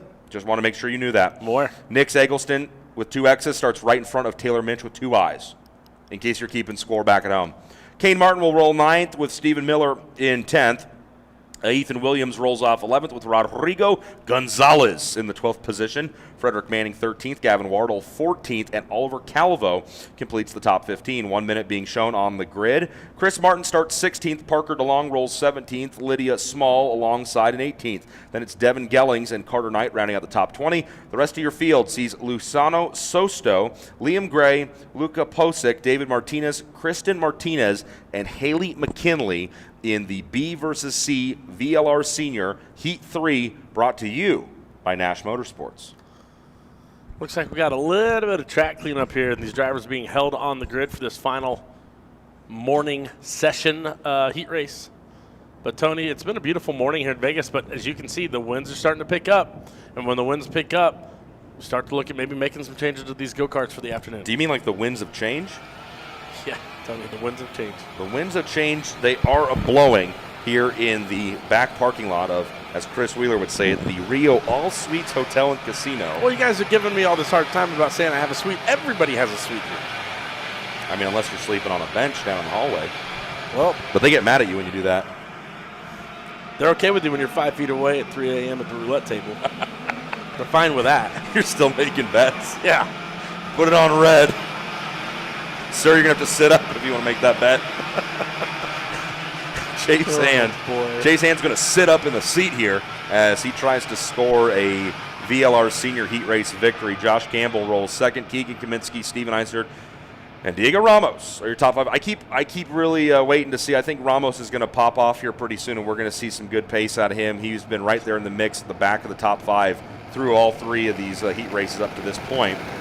So it'll be interesting to see what the driver, the 913, can do. They're all going to follow Chase Hand and Josh Campbell into the tram lane, side by side. Stay in line. The lights are out. You can go racing. It's VLR Senior Heat Race number 3, B versus C. Can Chase Hand hold station at the front of the field? And look at that. Ramos is making a He's making a truther out of me. He's already up from 5th position to 3rd on the initial start. Meanwhile, out in front, I believe it's Han and Kaminsky 1-2 as they work their way through 6 and 7 here for the first time. Good looking field of karts here as they race down into the bottom section of the infield, and they'll unwind the steering wheel through turn 9, pick up the pace now, and head towards turn number 10. That last hairpin that drivers have told us really creates a challenge. Whoa. Ramos picks up another spot. Move Diego Ramos from 5th to 3rd, now to 2nd. Through turn number 12 to the front stretch for the first time. See our timing and scoring, having a little bit of a glitch here on one monitor, going to have to go to the other. Han, Ramos, Kaminsky, Campbell, Martin, Miller, Mercado, Minch, Williams, and Eisert, your top 10. I love this group racing, Chris, because you see everybody race each other once through the 3 rounds of heat races, and it's been fun because you don't see the same guys battling each other every single heat race. It's the benefit of having such a popular category and so many drivers and teams entering, but it's been a lot of fun. Kaminsky's going to give way to Josh Campbell, your off-pole second-place starter. Campbell forces the issue down in turn number 9. Move Campbell from 4th up to, what would that be, 3rd that's now? 3rd. Yep, that's one ahead of 4th. Up to 3rd. 3rd Yep. is like, okay, I get it now. Okay. And then behind him, Kane Martin, Stephen Miller, and Alex Mercado having a good go of it. The 927 of Chase Hand is out in front by just under a half of a second as your race leader. Into turn number 3, and Hand seems to have this one pretty well covered so far. Obviously 6 minutes plus 2 laps remaining. But Hand's machine, that GFC kart, really starting to roll here. Talked to Joey in the hallway last night. I checked in. Said, hey, what's the history? Why Team GFC? So I've known Gary since he was probably about 8 years old. Yeah. Talking to Joey, and obviously those guys coming out of the state of California. That's your chance to say best coast. West Coast, best coast. Yeah, there you go. Of course. Legends come out of that area, yourself included. Let's go Dodgers. Well, let's not. And it was just fun to hear kind of the backstory of how long the Carltons and the Hands have known each other. And Gary goes from having this incredible career as a driver in North American and international karting. Now he's managing and running his own very successful business as a team owner. And you see Joey Hand bring young Chase over, and it's just continuing to be a great iteration. You talked about it yesterday when we talked about Dan Weldon and his boys, that second generation of drivers, Oliver and Sebastian. Same thing with Joey and his son Chase, getting to team up with a guy who's not lost any of his touch, whether he's on the track behind the wheel or helping set up the karts. Gary Carlton is a guy you want on your side in karting, period. End of story. Yeah, an absolute legend here of karting for North America, and success all over the world, and leading that team to some pretty good results here in the first few years of its existence. About 5-6 years old now, I think. It's been a minute. Not exactly sure on how long GFC has had his own program, but man, they came out of the box swinging, and they've been winning ever since. And right now they're leading. Well, and what I didn't know was, I thought maybe Gary had just done an OTK chassis, slapped his own logos on it, doing his own program. No, that's his chassis.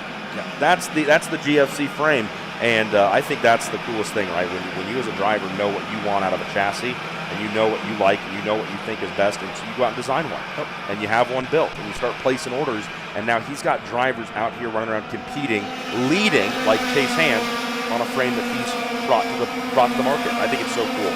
Meanwhile, Parker DeLong down at 13th was purple last time by. That's going to change because here comes Keegan Kaminsky. No, Parker DeLong taking it back here. Now still in 13th, but a 46.29. That's about a tenth and a half faster than your leader. Fight for the 3rd position, as that's going to be Kaminsky going back on the inside of Josh Campbell. Kaminsky takes back the 3rd spot. We've seen Campbell and him swap that position once already in this race. So move Kaminsky in the 941 back up to the 3rd spot.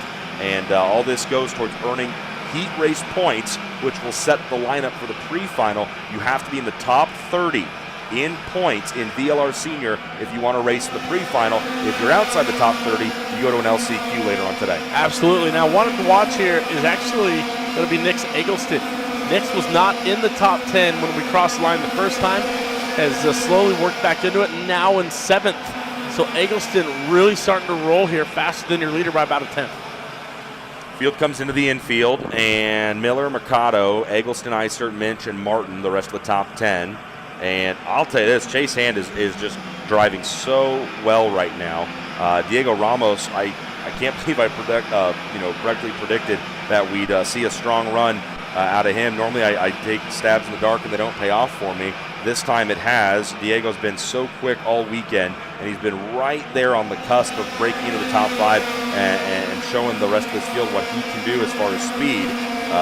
So it's good to see him up there. Purple lap for Keegan Kaminsky, 46.144. Kaminsky, the driver right behind the red Burrell of Ramos that I'm talking about. Now Kaminsky starting to really pick up the pace here, force the issue, and see if he can find a way into the second position. And that's the game, right? You must think that you have enough pace to go up there and get the leader. If you're going to start forcing the issue here with still over 2 minutes and 2 laps to go in the race. Kaminsky starting to hold station again here, gets back in line. Maybe his goal now becomes push Ramos, work with the 913, get the 2 of them up to Chase Hand. It's a lot harder to defend 2 go-karts than it is just 1. Yeah, as they cross the stripe here, we're going to see what's going on the timing sheets. Chase Hand just ran his fastest lap of the race, 46.245, but here comes Kaminsky. Kaminsky said, nope, not going to push you. That ain't going to work, homie. Tony, that sounds dumb. Yeah. I'm not going to wait. I'm not going to push Ramos. Nah, fam, we pushing here. Yeah, that's pushing P, that fight for second place right now. So Ramos goes from second now back to third, and that's going to slowly let Josh Campbell become a part of this 2-kart, soon to become 3-kart battle for second place, minute and a half, less than that to go. They'll come around and click off another lap, plenty of time. Ramos can answer Keegan Kaminsky back here, but just like how Josh Campbell in fourth is happy to see Ramos and Kaminsky battle, because that's going to allow Campbell to get closer and closer, especially when Campbell lays down his best lap of the race to this point. You know who else likes seeing all this battling happen behind him? Chase Hand. Hand is going to benefit almost from this. 9/10 of a second the lead now for Chase Hand. So Hand not bothered by these drivers behind him, slicing and dicing. 9:26 of Josh Campbell. He started this race in the second position. He runs fourth right now, but he's just a corner or 2 away from getting back into P2. 2 drivers he chased very closely right in front of him. Third place, Diego Ramos. Second place, Keegan Kaminsky. Rest of your top 10 sees Stephen Miller in 5th, Mercado 6th, Eggleston, Eisert, Minch, and DeLong in the 10th position. Parker DeLong in the 999 for Ruthless. Where did he start this race? Parker DeLong came from 17th, and he's now inside the top 10, battling for position. So good race here for the driver of the 999, Parker DeLong, picking him up and putting him down.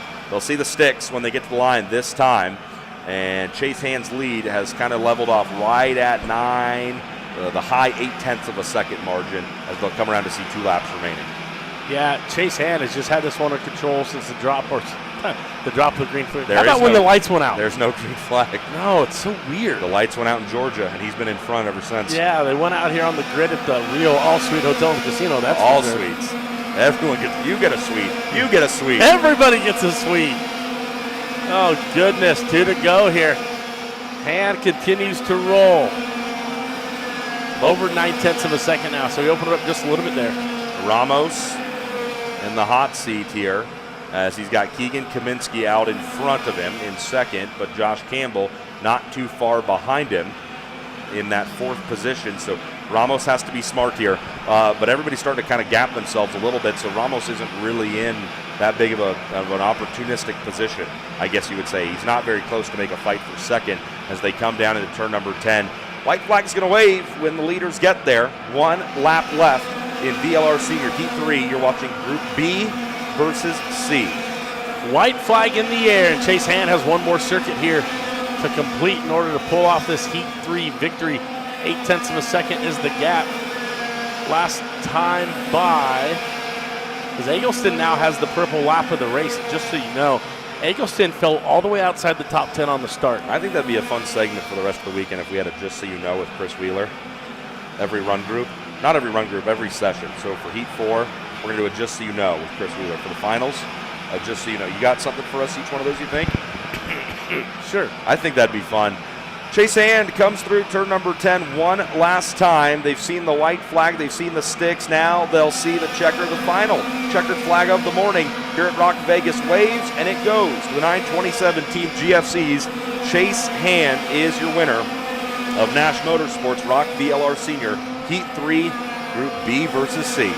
Well, Tony, it was a pleasure. I was like, all right, Chris, you've been in here a little too long. Yeah, it was a pleasure The here. checker just waved. What are you doing? I'm going to go take a nap. Yeah, I was like, you've still got the headset on, and the leader's already in Well, I turn just 2. want to say thank you. No problem. Thank you. Okay, bye. Yeah, see, that's Chris Wheeler with a very delayed exit out of the booth after that last race.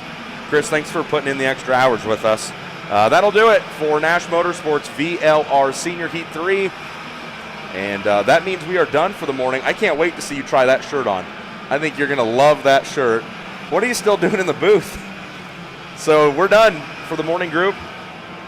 Stick with us, folks. We're going to have more live coverage coming for the afternoon round 4 heat races and a couple pre-finals coming your way. Live coverage continues here on the ROK Cup USA YouTube.